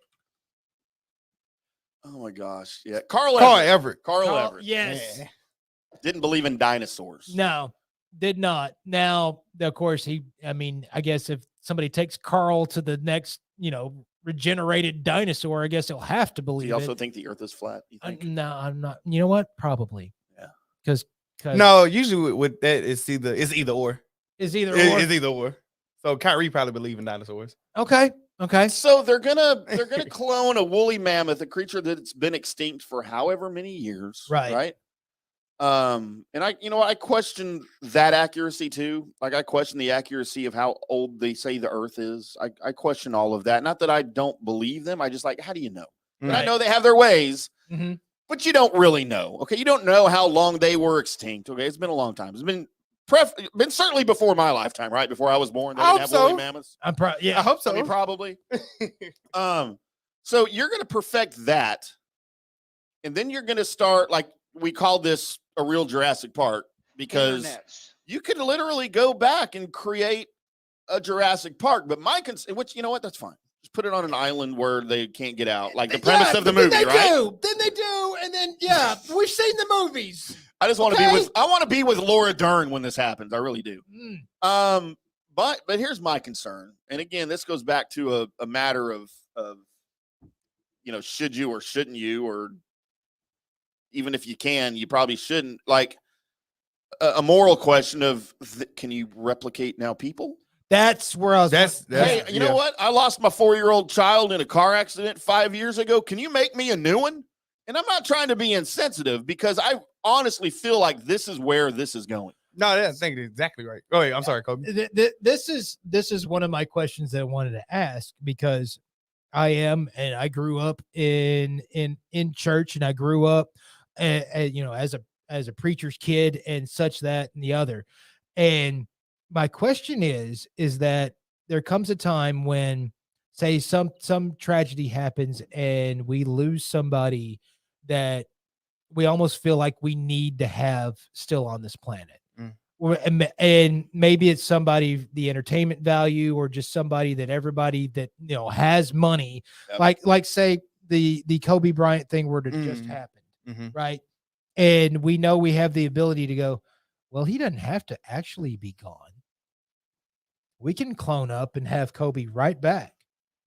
It won't be actually him, but it'll be somebody, it'll have his exact everything, whatever. Right. And so the question, a couple of questions that I have about it. Number one, just say everything, religiously, whatever you believe is correct. And there's a place you go when you die. Okay. Now say you die tragically, but everybody's like, no, we need Tim back. Nobody would ever say that, by the way. We need Tim back. And so you come back. I feel like a few people would. Yeah. So you come back and they bring you back. Now that you're back alive, my question is does your soul that passed on have to come back? Yeah, physically it's the same person, but Right. it doesn't share memories with that person. No, but what I'm saying is that we don't know. Like, what if you actually come back and you embody you again? Right. Because you're back. Right. But like, what happens to your original soul? Don't call it a comeback. But that leads me to a whole nother question, by the way. Yeah. So say you were in heaven. You were in heaven, and you have to come back from heaven to come live here again because everybody wanted you to be back. We here. took you from heaven, Colby. I'm going to hell because I'm going to shoot all of y'all. Right. Because you brought me back from heaven. Right. I'm probably not getting in again. But hold on. Shouldn't have been there the first time. Doesn't that create a loophole because you've already been accepted? I mean, I don't think so because it's like they brought you back, so like it starts all over again. Previous life. Yeah. Well, no. What you do from now on? You've already been let in. But I'm saying you start over because like, what if you go back like, oh, I got a free pass, let me do whatever. Yeah, but the thing is that I think you would go crazy. Probably so. I think you would go nuts, and the reason being is that you ended up there. And you got to ask all the questions. The most glorious place. You got to ask all the questions. Yeah. Like, what's the meaning of life? Da da da da da. All the things that people really want to know the effing answer to. You got all the answers. You know who killed JFK. You know all the things. He went to JFK. Well, I was about to go to JFK too because I feel like it wouldn't stop there. They start bringing back historical figures, and he might be one of the first. Right. Mm. Well, that's where I was going to go with JFK. Well, but that's the thing is you have all this knowledge that's not supposed to be. That's not supposed to be out there. That's also not supposed to be in like all of it held into a physical body. Right. Because enlightenment has got to be one of the things that happen if you make it there. No, you definitely coming back, as they say, woke, and everybody's gonna look at you like, arrest him. Right. Get him the hell out of here. Imagine trying to fit, thousands and thousands and thousands of years worth of knowledge into a 5-pound bag, right? It's what's you're gonna go nuts, and you're probably gonna kill everybody. That's what I'm saying. But then do you go to hell? I think when you come back, I feel like you start over. But it's not your fault. No, it is your fault. No, they brought you back. No, but you know better. But I'm saying I would probably go to hell because I'm shooting all of y'all because I had to come back. Except for my mom. Oh. And my brother. All your family. No, not all of them. That might change because you know how great it is up there. You're like, go ahead and go. It's good. Look, they go, but I don't. I'm not going to see you up there, but I just want you to get there fast. I just know you. That's the other side of it. Does people go nuts? I feel like they would. They would go crazy. Because it's like the veil has been pulled from over your eyes and now you know what you're seeing. I know we got here all the way from the woolly mammoth and probably people are asking how the hell did we do this? But we just did it. Maybe we should just get the woolly mammoth here and then start to speculate on what happens when we start bringing people back. No, I'm scared. Don't do that. Don't want do that. Bring people back. I miss my parents, but I don't want them back. No, I'm happy knowing that they're somewhere else. I've disappointed them once. I don't need to do it twice. In case you're wondering what's going on with the world, according to how we see the news, because good God Almighty, y'all suck me in all the way. So apparently, you're now going to live in a world starting next year that the woolly mammoth is going to be in Antarctica. By the way, hello, they're bringing it back. Not only is the woolly mammoth going to be there, but there's a possibility that you could go to Antarctica, take a picture of the woolly mammoth that happens to have a real life UFO above it. A selfie. That's how they start. That's how it starts. You thought science fiction was a thing that you're like, oh my God, I can't believe it. Well, guess what? We're all about to live in it. Got a question for y'all. Have y'all seen a movie called The Tomorrow War? Yeah. Chris Pratt. Mm-hmm. That got me thinking, like, when you put that on there, that got me thinking, like, what if it's things that's buried in the ice? Yeah, global There warming. are. No. I'm talking. That's where this thing was found. They got the DNA for the woolly mammoth from a frozen tusk. No, I get that, but I'm talking about the crazy things that came out and that was like, I'm out of here. Yeah, but Out of the earth? that's the reason why we're putting the Where you mammoth going? there. I know. So maybe the bed will build back up. Maybe that's what they're scared about. Yeah, it's like, See, it's national security. yeah, it's national Now security. it's a different I argument. guarantee Yeah. you, if them beasts are on there against that Willie Mammoth, it's over. Yeah, now I'm in. Yeah, bring all the woolly mammoths back. All Bring right. them all back because we're worried about the lizard people. If it's Oh my national God. security, bring them all back. Bring the T-Rexes back. We found the lizard people. No, what's the what's the game we did where we wanted the animals to protect us? Oh yeah. We need that in real life now. Oh, man. I don't want that hunter with a rifle. No, he got to go. No. I want the 10,000 rats. No, I'm about to say we definitely toss the hunter first. We got to see how much they're gonna 50 bite. lions or whatever it was. Gorillas. There Yes. you go. So there you go. The woolly mammoth's going to lead to the apocalypse. Congratulations. We still have UFOs and we're going to have dinosaurs. We have UFOs and dinosaurs. That's about to happen. All at the same time together. Mm-hmm. You might have UFOs coming to Earth to get samples, right? To get whatever. Yeah, because that's who They may everybody take a working with. woolly mammoth with them. Right. No, they are. And now you're gonna have woolly mammoths in space. They definitely are. By the way, I call that band name. And you know what? You can call that. I'm calling the band name of T-Rex anal probe. I don't know what to say to that. Mm. I call it Star Wars. See, I don't think you can do I that. don't. Woolly Mammoth? They already made that. Yeah, but real life though. Snuffleupagus. Yeah, we already had real life Star Wars. No, This is Ronald Reagan. no. Snuffleupagus Oh, DNA. Oh, did somebody kiss their sister? no, Kobe stuck that one in. That was beautiful. Colby, the next segment as we transition into funniest real excuses to miss work. Brought to you by, in honor of National Cereal Day yesterday, The big mix. Snuffleupagus. Snuffleupagus wasn't a moose.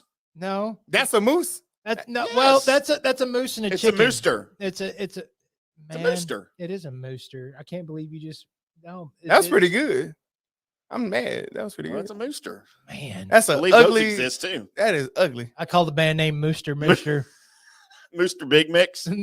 Kellogg's. I'm so glad y'all got better. Shout out to Tony the Tiger. They didn't get They better. didn't get better. They didn't get better. They're great. They're all the same. I got news for you, buddy. So the reason why we're doing the funniest real excuses to miss work, by the way, is because one Tom Brady told everybody that he is missing. He's not coming back because he doesn't have time. The reason why he doesn't have time? Because he's trying to get Giselle back. No, Nope. it's Nope. because his daughter got a new kitten. And he's like, y'all try and handle up on a new kitten that your daughter got. I don't have time, I'm busy with my daughter's kitten to play in the NFL. which has got to be one of the worst excuses that has ever been, But will he's be. Tom Brady. He can say whatever he wants. No, he's It'll- not playing it'll make football news. anymore. No, it'd still make news, dude. It's going to make news for the next 20 years. Every time he farts, it's going to be news, especially if it's around a girl. Sir, did you just fartgasm? Maybe. Been there. So I have the list. Do you also have the list? No, I don't have the list. Go for it. All right, awesome. So right now, these are actually, now I found this on Reader's Digest. These are actual excuses. They're not made up. They're not Twitter. I once did this. No, these are actual excuses that people said that employees have used in order to be sick. And we're starting off with an employee couldn't come in because his llama wouldn't stop barfing. Huh. Can I get origin of reference? What do you mean? Where is it at? Where was he at? What country? Well, I mean, I don't know. I'm at the Reader's Digest. No, I was just joking. I don't know. But these are real. Like people actually use these. No, I get Yeah. it. I wonder if he was in a country that had llamas. Every country has llamas. I'm talking about like in a physical place, like not here in Texas. Oh, there's some llamas, in Texas, Texas. bud. There's some llamas. Saying he doesn't have a llama, I'm assuming. An employee called in sick because he ate cat food instead of tuna and was deathly ill. I believe that. You're probably ill because of the cat being around, sir. Actually, I mean, I've had cat food and I didn't get sick. Right. On purpose? It was for the wheel. So Oh, the wheel. that was it. It was actually for the wheel and for a Stars playoff push. And it didn't actually pay off. Oops. Dang. So there's that. They missed the playoffs. An employee got stuck in the blood pressure machine at the grocery store and couldn't get out. I believe it. I believe that too because I've seen that before. Yeah. That cuff just doesn't stop. I'm about to say we used to play with it when we was little, and I think my arm got stuck in it for a while. I was scared. I just can't imagine, especially if you've got like you're sitting there and you have a little bit of high blood pressure, and now the machine's going, and it keeps telling you that your blood pressure's high, and it's not going to get any lower because you're stuck in the machine. Yeah. Oh, that's got to be horrible. An employee's wife found out he was cheating and had to spend the day retrieving his belongings from the dumpster. That sounds real life. Yeah, that's real. That sounds real life. That's definitely. I probably would have just left him there and wait till the weekend. But I'm not going to work. I mean, no. I'm probably calling in sick with something else. No, I would say that with all that happened, I just wouldn't go after the clothes. The clothes got to. Yeah. I go get drunk. Yeah, the clothes got to. An employee broke his arm reaching to grab a falling sandwich. What? So the sandwich is falling, and you've had the instinctive grab, right? But I've never went full, glove saving a beauty over a sandwich where there's no way it's hitting the ground. Also, because if it does hit the ground, if I really wanted that sandwich, then I'm still eating the sandwich. We're all drunk. Glove save. I love that. It's also a sandwich. So like if the bottom part, then just take everything else, remove the bottom part and eat the rest of it. Or get you another piece of bread for what I don't know. Good. I mean, it would be an open face sandwich at that point. Which those are good in the right context. An employee claimed his grandmother poisoned him with ham, which I don't know if he was a vegetarian or a vegan. Am I poison? Yes. The answer to that is yes. Poison, Colby. Either way you want to look at it, it's a yes. Profoundly. I'll take it. Okay. The employee said that he couldn't come. He couldn't come to work because his fortune teller had asked him to step out of the house, or he would. Never mind. Let's reread this. The employee said that he couldn't come to work because his fortune teller had asked him not to step out the house, or he would suffer a brain hemorrhage. Wow. I mean, you're not going to risk it, right? I feel like that's plausible. If you believe in that kind of stuff. That's pretty specific. I mean, if you hear it from somebody, I feel like you got to hear it. I feel like you got to just, very Pacific. Go with it. See? An employee couldn't come to work because she accidentally got on a plane. What? Wow. Oops. Where am I? How did we get here? Where are we going? How did she call in? The airplane phone. The airplane phone? Yeah. Surprise, I'm here. I'm giving her a ding for that one. She just tried it. Yeah. I accidentally got on a plane. How drunk are you? Right? The drunkest person in history, obviously. An employee had a, quote, lucky night and didn't know where he was in the morning. Okay, look. It takes two hands for me to count how many times that's happened to me. So much so that at times when it happens recently, I get up and I look around, I start taking video and send it to my friends. Hey, if I'm dead, this is where I am. Right. Because it happens, Colby. An employee had to attend the funeral of his wife's cousin's pet because he was an uncle and the pallbearer. Oh. An employee said that someone glued her doors and windows shut so she couldn't leave the house to come to work. Whoever spent the time gluing it to the point that nobody could open anything, how long did that person sleep, first of all? You must not have that many windows, right? That was the person that got on the plane. If you're the boss for any of these, is there any chance these people are not fired? Honestly, if you give a creative excuse, I feel like you should still be on. And that's my question. Like, if it's good enough, you just, you know what? Fine. Like you put good time and effort into this, I'm gonna let you stay. And if the person calls and I can actually hear the airplane noises in the background. Oh, that's beautiful. No. Wait, you know what? Unscheduled vacation, because I don't think you're just going to get back here tomorrow, depending on where the plane's going. But at least, but you giving them credit for at least, like, you know what? I believe you. An employee's false teeth flew out the window while driving down the highway. I hate when that happens. I'm trying to make out with a chick and her teeth fall out. An employee refused to come to work because his fish was unwell. How do you know if your fish is sick? Actually, Man, I hear that in looks school. I heard that in school. So Like, how do you know? I If don't it's know. floating, it's dead. It's not sick. he said not well. They just said not well, man. My fish is unwell. Eat Man. it. I'm not eating Sushi. I'm not eating a sick fish. Sushi. Yeah, That- not, Know where No, that's sushi not comes sushi. from? No. Sick fish? Yes. Yeah. Wait, do you mean they kill perfectly healthy fish for sushi? I hope so. I don't Oh, want. I don't want. Why you want diseased sick fish? Gonna cut open your tuna when it's got a big tumor inside of it? He eats sick fish. That's crazy. Tuna tumor. I call that band name. An employee claimed the ozone in the air flattened his tires. Okay.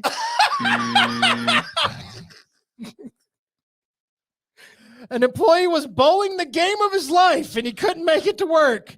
I mean, how long is a yeah. game, right? Like The game of his life is 35 minutes. It's lasting his whole life. The game of his life. I understand. And if I was the boss, I'd be like, all right, calm down. I want to see a picture of the screen. I want to know what you bowled. And finish out your game, and we'll just call you late. Yeah. Okay. But you better get perfect though. Oh, I forgot to say I'm bowling in Arkansas. Right. And I accidentally got on a plane. I got on a plane and flew to Arkansas and bowled. I had to because my windows are glued shut. Oh my god. And finally, an employee said she was bitten by a duck. Whack. They bite you if you feed them. Yeah. Well, I mean, or you don't. I mean, No, I'm just saying. I'm assuming they feed them. Can they feed themselves? Like, do people really need to feed ducks? Oh, you never heard of women sitting up there saying, "Let's go to the park and feed the Did I ever ducks." tell you about the time? I don't think I've told this story on the air, Colby. We have a second before new. Oh, and you're done. Wait. We do have building the worst quarterback of all time, but one more. I said that was the last. An employee caught their uniform on fire by putting it in the microwave to dry. No, I believe that. I believe that one. I believe that. Yeah. So I ever tell you about the story? When I may have inadvertently run over a duck with the car in front of a grandmother and a young child that were feeding it. I've got a story. Oh, that's to go along beautiful. with this. So That's beautiful. I grew up in the colony Uh-huh. when the colony was much different than it is now. Much smaller. The drive to Louisville was probably 45 minutes to an hour. Main Street 423 was one lane each way. All right. The Colony High School was brand spanking new.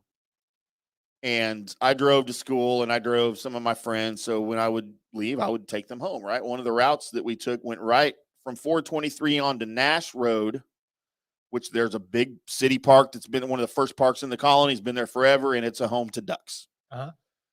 So they had, and across the street from the park, there's houses to your left as you're driving up Nash.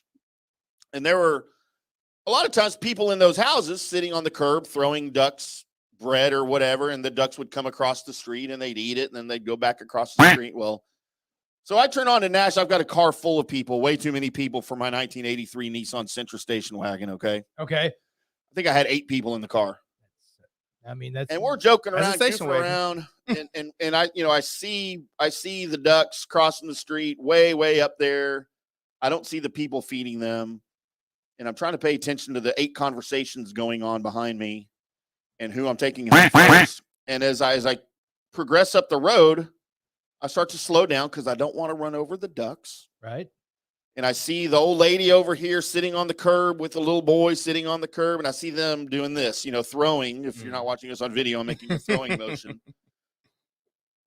And I'm like, okay, surely they see me coming. They're going to stop throwing bread into the street so I can go by. So they stop throwing bread. The ducks make their way as I approach closer back to the right side of the street, the opposite side of the street from the people. Uh-huh. And I start to speed up. I think the speed limit's 30. I'm probably doing 50. Oh dear. That's just what we did back then, Mhm. I can't More wait of a for suggestion. I can't wait to hear how this ends. And at the last minute, the little boy throws what would look to be an entire piece of bread right into the middle of the street. And I'm like, what an idiot little kid is. I'm looking over at him as I start to pass him. As I look over to the right at the very last second, a duck's making his way across the street to dear. get the bread Right. that the little boy threw. And there was nothing I could do. I heard at least 4 screams of girls behind me, like yelling, "Stop." Of course, I wasn't going to stop. It was already too late. So I just kept going. And you heard the "Pdump, pdump." And as I look in my rear view mirror around people that are turning around to also look behind us, I kid you not, there was just a sea of feathers flying through the air. And just what would appear to be a featherless body rolling and tumbling down the street. How'd the car go, Tim? We were boom, boom, boom, boom. And you know what? None of us in the car ever spoke a word about it after the screams. But nobody said anything. Like the car was silent. Yes. The rest of until I dropped the last person off, nobody said a word. And none of us ever spoke about it ever. Like the next day, I picked all the same people up. It was a new day. Everybody's happy and whatever. Right. Went home the same way next time. We were silent going up the street, the same street. And by the way, there was no lady feeding the ducks next day. No, you killed that dream. That kid, I'm sure at this point is still probably, traumatized. Right. He's probably like 40 now. Oh, he definitely traumatized. But yeah, there's my story of inadvertently running over a duck in front of a grandma and her grandson. Unfortunately, I have 2 stories that fit. Duck related? One's duck related, one's car related. I love it. So we'll start with the car related one, and then we'll get to the duck related one. I'm in a Sam's parking lot, and I had just gotten a nice red Charger, still one. I was working at the Fan and what have you, and I'm Sam's parking lot, and I remember that car. It's about 6:30 in the morning, but the sun is just now peeking out, so it looks really cool in the parking lot. The parking lot's empty, obviously, and I'm there for work. And there's all the pigeons are like cleaning up whatever people have left in the Sam's parking lot there, and there's a group of them. Now I just got through. Let me explain this. I just got through watching like John Woo films, like back to back to back to back to back, right? So one of the things in Woo's films is the slow motion dove flying as action's happening, and my brain's like, oh my God, we need this to happen right here, right now. So I see the all the pigeon, the flock of pigeons, right? And I'm like, all right. So I turned on Big Gun by AC/DC. Big Gun. And it's just bam, bam, and I turned it up as loud as these speakers would go. The windows are down, and I am driving now towards, in this Charger, I'm driving now towards this flock of pigeons at a pretty good rate of speed. And I've got the horn held down because I want them to spread. I want this to be the greatest scene that I've ever experienced in my life. They didn't move. None of them moved. Them birds weren't scared. None of them moved at all. It went over every pigeon there. They killed your dreams. They wouldn't move. Gary, they didn't move. They didn't move because they killed your dreams. I just mass murdered pigeons like a psychopath in the Sam's parking lot. Are you sure you weren't that 5-year-old kid sitting on the curb? I'm pretty sure. I was about to say, I think we found the 40-year-old. I am so lucky. What noise did it make? I mean, it wasn't just like thump, thump, thump, thump, thump. No. It was multiple little pigeon noggins getting hit by bumpers and tires in underneath of my car. Oh, it was the worst thing I'd ever experienced as far as something that I stupidly started and did. Oh, I'm dead. It was bad. I can't laugh no more. It was real bad. I don't want to laugh no more. My sides hurt. I have a fever. It was so bad. I have a laugh fever. I remember pulling to a stop, and it's one of those, I slowly turned the radio down and then off, and then got out, and thank God this car was red. Thank God it was red already. It was red already. Holy crap. Because it looked like a murder scene. Look, this is what he looked like when he got done. He's like, I was like, I got to get to a car wash. I have to get to a car wash, and I've got to try and go in a way that, like, no cop's going to pull me over and ask me what happened. the underbelly of your car. Looked awful. Looked Full awful. of feathers and eggs and Just, yeah. body parts. Bird doo-doo. Yeah, all kind. Because I know I scared the ass out of some of them. I couldn't see any of them that survived, but I'm sure a couple did. Oh, you killed a majority of it, and you injured a lot more. Wiped out a whole flock of pigeons. Oh my goodness. That's why these crows ain't scared out here. They should have been. Holy crap. So there was that. But That's hilarious. back when we lived at Soda Grande, the Soda Grande apartments. That sounds like a Tex-Mex place. What it was Sounds like a famous we were like on the third floor apartments that had a huge balcony, and the balcony overlooked a 9-hole golf course. It was beautiful. But they had, ducks and geese and whatever that were out there. And the big thing that my daughter loved to do, Blaze, was to come out with me outside, and she would like bring a couple of, bread. She'd bring it out, and we just toss bread out, right? We toss bread to the ducks and stuff. And I remember I'm out there, and she's tossing some, and I'm tossing some, and then she just gets tired of it. I guess the game had worn out. Because she was she's like, 6. Probably six, saw some get run over. 6 years old, whatever. She's not that old.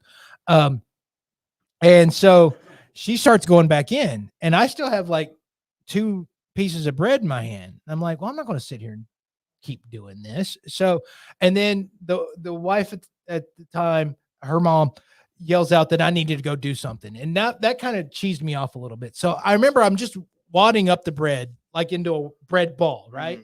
Mm-hmm. And as I'm going, Blaze comes back out, and she comes back out, and she looks, and she's like, "Oh, where'd the rest of the bread go?" And I was like, "Well, I'm about to toss it." And so she sees that I have this bread ball, and I just sidearm through it pretty fast. Yeah. Like this. And as I did it, I'm watching Blaze's face, and Blaze just goes, "Oh." And I look, and all the rest of the ducks and geese and whatever moved when the violent piece of bread was heading, except for one little baby duck. Not the baby. You knocked the baby out. It hit it in the head. We're all drunk. I know it's I know where this funny. going. It died. I knew that's where it was going. And Blaze is just looking at. It's like the slow motion is happening.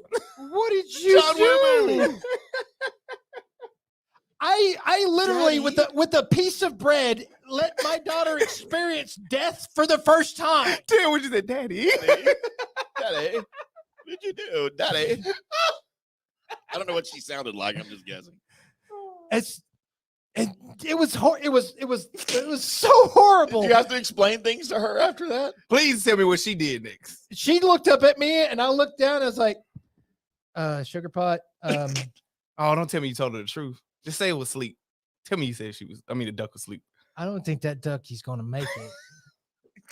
That ducky's just widowed this ducky family. And she looked up at me, and she goes, "Why?" Oh, of course she had to ask why. Of course. Oh dear. It's an ex duck. Because your dad was stupid, and he killed it with a bread ball. Was it just one piece of bread, you think, or was it 2? It was 2. And okay. I was like, because again, I was being asked to go do something that I didn't want to go do, right? You can show that duck. Yeah. So I was like, stupid ducks. And I wasn't looking. I just. No. That's what make it worse. Show you. He did a Pat Mahomes. Yeah. No, again, I wasn't aiming at this particular little ducky. No, it just hit it in the head just right that it was the end of the duck. What'd that baby duck ever do to you? Nothing. Except not know to do its own name. Duck him after duck. No, he's a baby or she's a baby, whatever it is. We'll never know because it was still yellow when I hit it. Yeah, it turned blue when you did. No, I mean it didn't. It turned colors. It just stopped. Turned green. It just stopped being a duck. It just stopped everything. Yeah. Ashes to ashes, dust to dust. So inadvertently killed ducks and pigeons, and that's you guys are murderers. That's crazy. And those stories, both of those stories, if you told that story, either one of those stories to, I don't know, a 25-year-old right now, they wouldn't get it. Number one, we would be labeled murderers. Yes. right. Yes. And there would be no humor in the story. No, they'd be looking like they would fail to see any humor in the fact that we killed innocent animals, but it was accidents. Both times it was accidents. Yes. And I would make the argument in my story that little boy killed the duck. No, the little boy did it. If anything, you were just an accessory. Colby's guilty on his own. I can't fight that. No, yeah. Hey, the first instance I blame John Woo. The second I blame Sugar Pot's mom. Hold on, Tim. Which Colby story is he more guilty in? All of the Colby stories. I'm gonna say the duck one is kind of an accident because he wasn't looking, but you killed them pigeons. You murdered them pigeons. I honked the horn. They should have moved. No, you're trying to recreate a movie scene in your head. Oh, the pigeons. And the thing was, nobody was filming that. Nobody. It was just for my personal experience right then. I just wanted to see them all fly away as I'm driving through with some AC/DC blasting. No, that would have been a perfect story to tell everybody. Like, I had the coolest thing happen and nobody was around, but instead you had to go to a car wash and hope you didn't get. Sir, why is the front of your car covered in blood? Well, it's pigeon blood. No, that's what you got to hit. It's a long story. Colby News and Notes brought to you tonight by our final cereal for National Cereal Day. I think I heard of this one. Kellogg's Crunchy Logs. Ready sweetened corn and oat cereal. Formed into like peanuts? Did you say penis? Peanuts. I'm still hearing penis. That's because you want to hear that. You lost a lot of blood. What word are you saying? Peanuts. Peanuts? Yes, peanuts. Oh, it's a misfire. Yeah, it was a misfire. All I heard was penis. I mean, look at them. They kind of look like both of the things you just said. Now, if that is condensed like cornflakes into a much more substantial log, I could see where that might be a textural sensation. But if it's not, because it almost looks like a little bit softer version of like the crackling, the squares. Yeah. Oh. And I was okay with those. Okay. I was okay with So those. there's something else on here I would like to call attention to that I just noticed. The beavers eating logs. Or the beaver doing this with his hands like when Colby sat up there and murdered the pigeons. Hang on, I'm going to put it on the screen here. As I just noticed the promotion going on this box of cereal. The children's storybooks? Under children's storybooks, we have Bixby Beavers children's storybooks offer. Huh. So for those of you that are not 50 years old, that'd be me. They used to, and I don't know when they stopped doing this. Maybe they still, I don't know. You used to collect box tops for cereals and you could mail them in and get stuff for prizes. You know, you'd have to go buy it. And, technically you would have to finish the box of cereal and then cut either the coupon out of the back of the box or a lid off the top that had the barcode on it, whatever. Right. But kids didn't wait. They just, the box is brand new full of cereal. And this is before they put bags inside the boxes. Oh, yeah. So now you open a box of cereal, there's a bag inside. Used to not be that way. It was just the cereal inside the cardboard box. So you cut a hole in the back of the box, all the cereal comes out. Mm-hmm. So I would like to know what Bixby Beaver's children's storybook offer was for this particular. This had to be early 80s, I'm guessing, just based on the cartoon. Maybe late 70s. Right. But I'm going to look up Bixby Beaver's children's storybooks. You're going to have to. And I may have a report for y'all next Monday. But, that caught my attention. But it's time for Colby Sapp's world-famous news and notes. Thank you, Tim. Thank you, Gary. Thank you, me, for making us sound good. News and Notes is where I search the World Wide Web for the weird. Internets. And by God, I found it. let's go to, well, we're just going to Valentine's Day and something that, man, this is actually in New Jersey. So Marcella and Luis de Lamba, it was Valentine's Day, and it's also the day they got their water bill. Oh, snap. Their water bill was for $6,601.35. Somebody's taking a lot of showers. Turn it down just a little bit. Yeah, I'm turning it down. So Marcella said that, man, I did a double take looking at that thing. I was like, oh, this. And then it's got to be a typo. Yeah. It's got to be a typo who? because we've lived here since like 1996, right? So we've been here a little bit, and every month the water bill's been the same exact amount. It's like $150. So, and this is also quarterly as they receive these bills for $150. So she calls the water and sewer company in East Brunswick, where they lived at, they controlled it. And the people there is like, nope, not a mistake. Not a mistake. And so come to find out that their home's water meter has been wrong for about 15 years. Wow. Oh, they backcharge. Oh, wow. They hit them with the back charge. That's crazy. For $6,000. And didn't even notify them. Yeah, I mean, just Well, threw why the would bill you? up. Just threw the bill up. That's No, this is what crazy. you owe us. This is what we forgot to charge you. 6 G's? 6 G's for a water bill. Not for your mortgage or the water bill. So they're now trying to, like sell plasma and stuff in order to get that going. But I just can't imagine. You see these bills come through and you expect what they are. They're going to be the around range. about.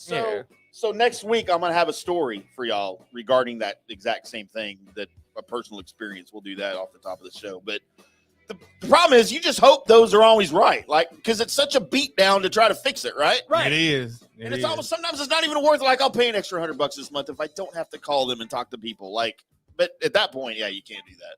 Well, the thing is that the people at the East Brunswick things, water and sewer said, well, you're actually supposed to, when you get your water bill, you're supposed to go check to make sure that the meter and what we've charged you is correct. Like, that's in the fine print, I think, on your water. Like, is it? Yeah, you're supposed to do. Wow. You're responsible for its accuracy.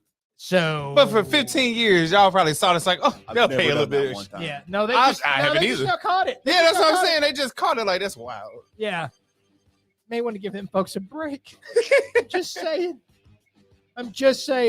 Let's go to Baton Rouge, Louisiana, Colby. This is actually Baton Rouge, Georgia. No such thing. Well, in Georgia. Never It heard says of that. investigators in Baton Rouge want to talk to a person who may have been the last to see a 42-year-old Georgia father of 5 alive. So this actually, by the way, the line says Baton Rouge, Georgia. So I'm going with it. All right. Until these people tell me different.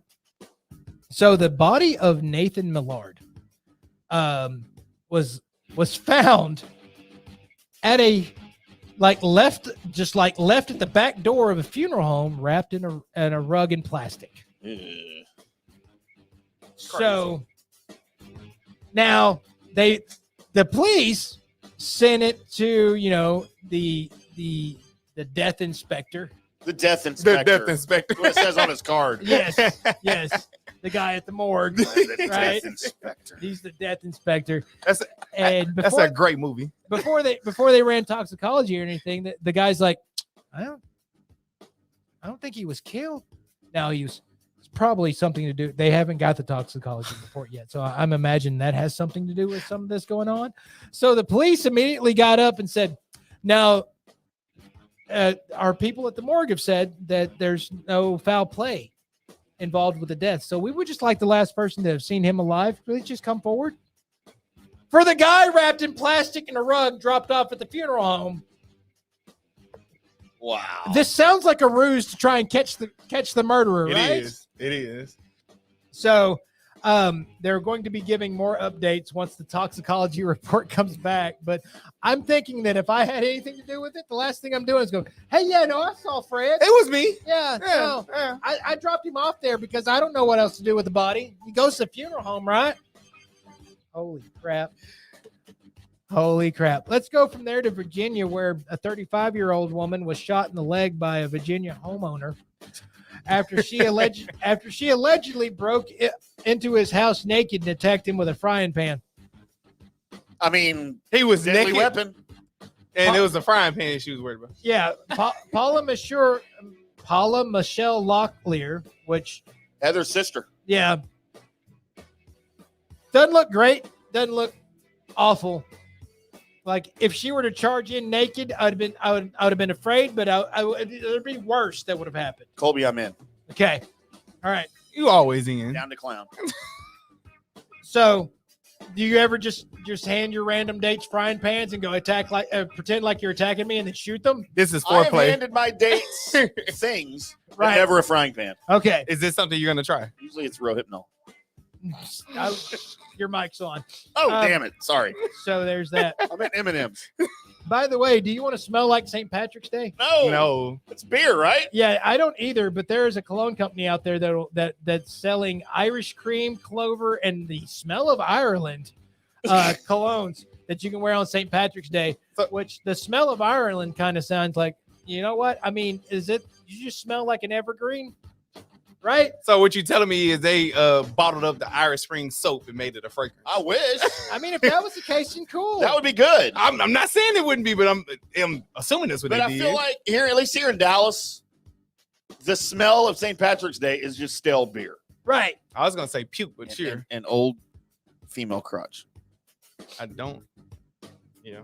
Well, we're going to go from that horrible segue into so the gangs on the dark web are back at it again, ladies and gentlemen. Oh, I want to go there. I don't want to go there for exactly this. So a ransomware gang has posted photos of Lehigh Valley Health Network cancer patients. What? So in order to, of course, get the screening and all that and to check everything, there has to be photos and such taken of you with you unattired. I mean, I'm in. So what the ransomware gang did is they cyber attacked the healthcare network, stole all the pictures of the cancer patients naked, and then said, hey, unless you give us $1.5 million, we're just going to release these to the dark web. Cancer patients naked. Yeah. Wow. To which the Lehigh Valley Health Network said, we're not giving you money. To which now, if you're on the dark web, you can go, which I don't understand why you'd want to do this, but it's out there. Okay, so I have two questions. Uh-huh. Number one, can anyone access the dark web? I don't know. And number two, if my naked body is on the dark web, does that mean anyone can see it or only people on the dark web? Because, I mean, either way, I'm okay.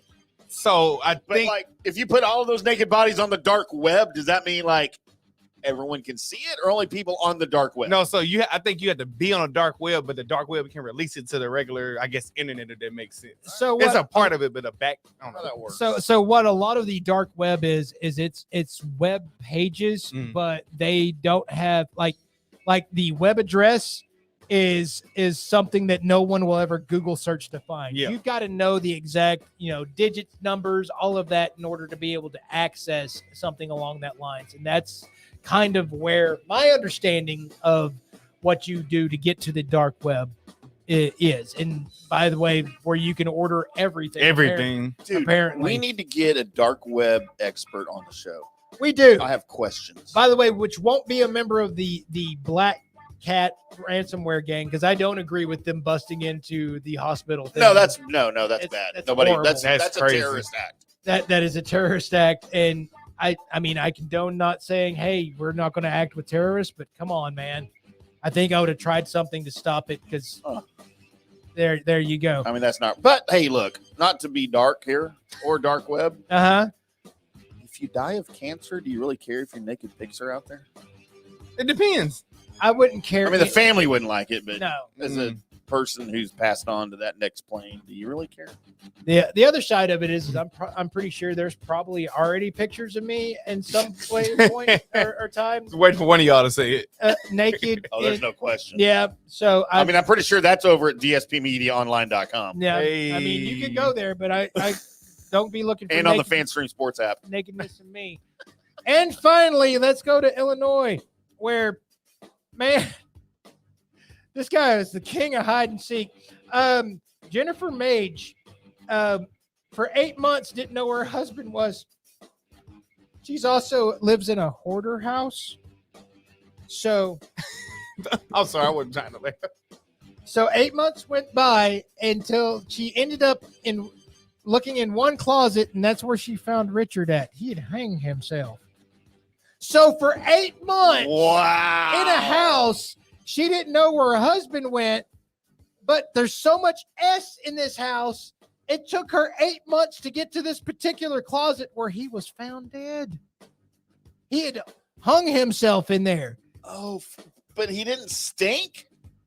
Because of the amount of time that went by, he mummified. I was gonna say, if you're in a hoarder's house, it may be discovered. I mean, covered up by the smell. So does it say in the story it was a hoarder's house? Yes. Yes. Okay. Because here's what my initial thought was.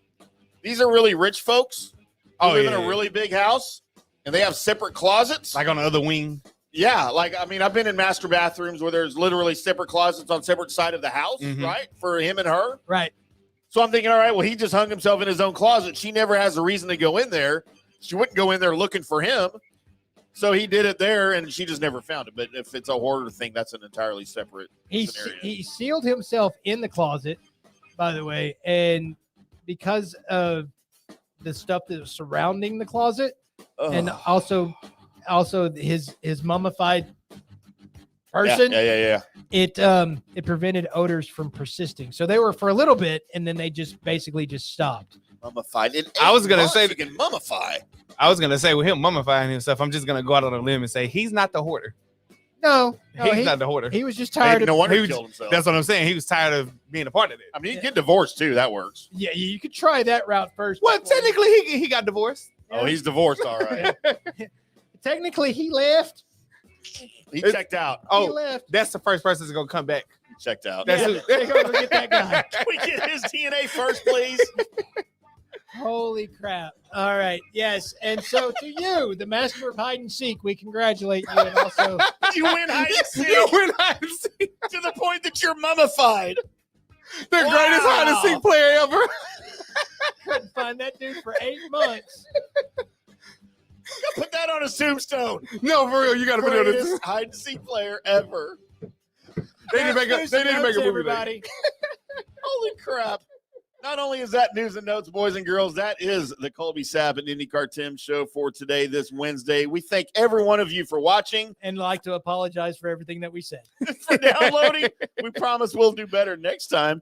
We will be back on Monday with another Colby Sapp and IndyCarTim show. For Colby, for Gary, I'm IndyCarTim. And until next time, boys and girls, we'll see you.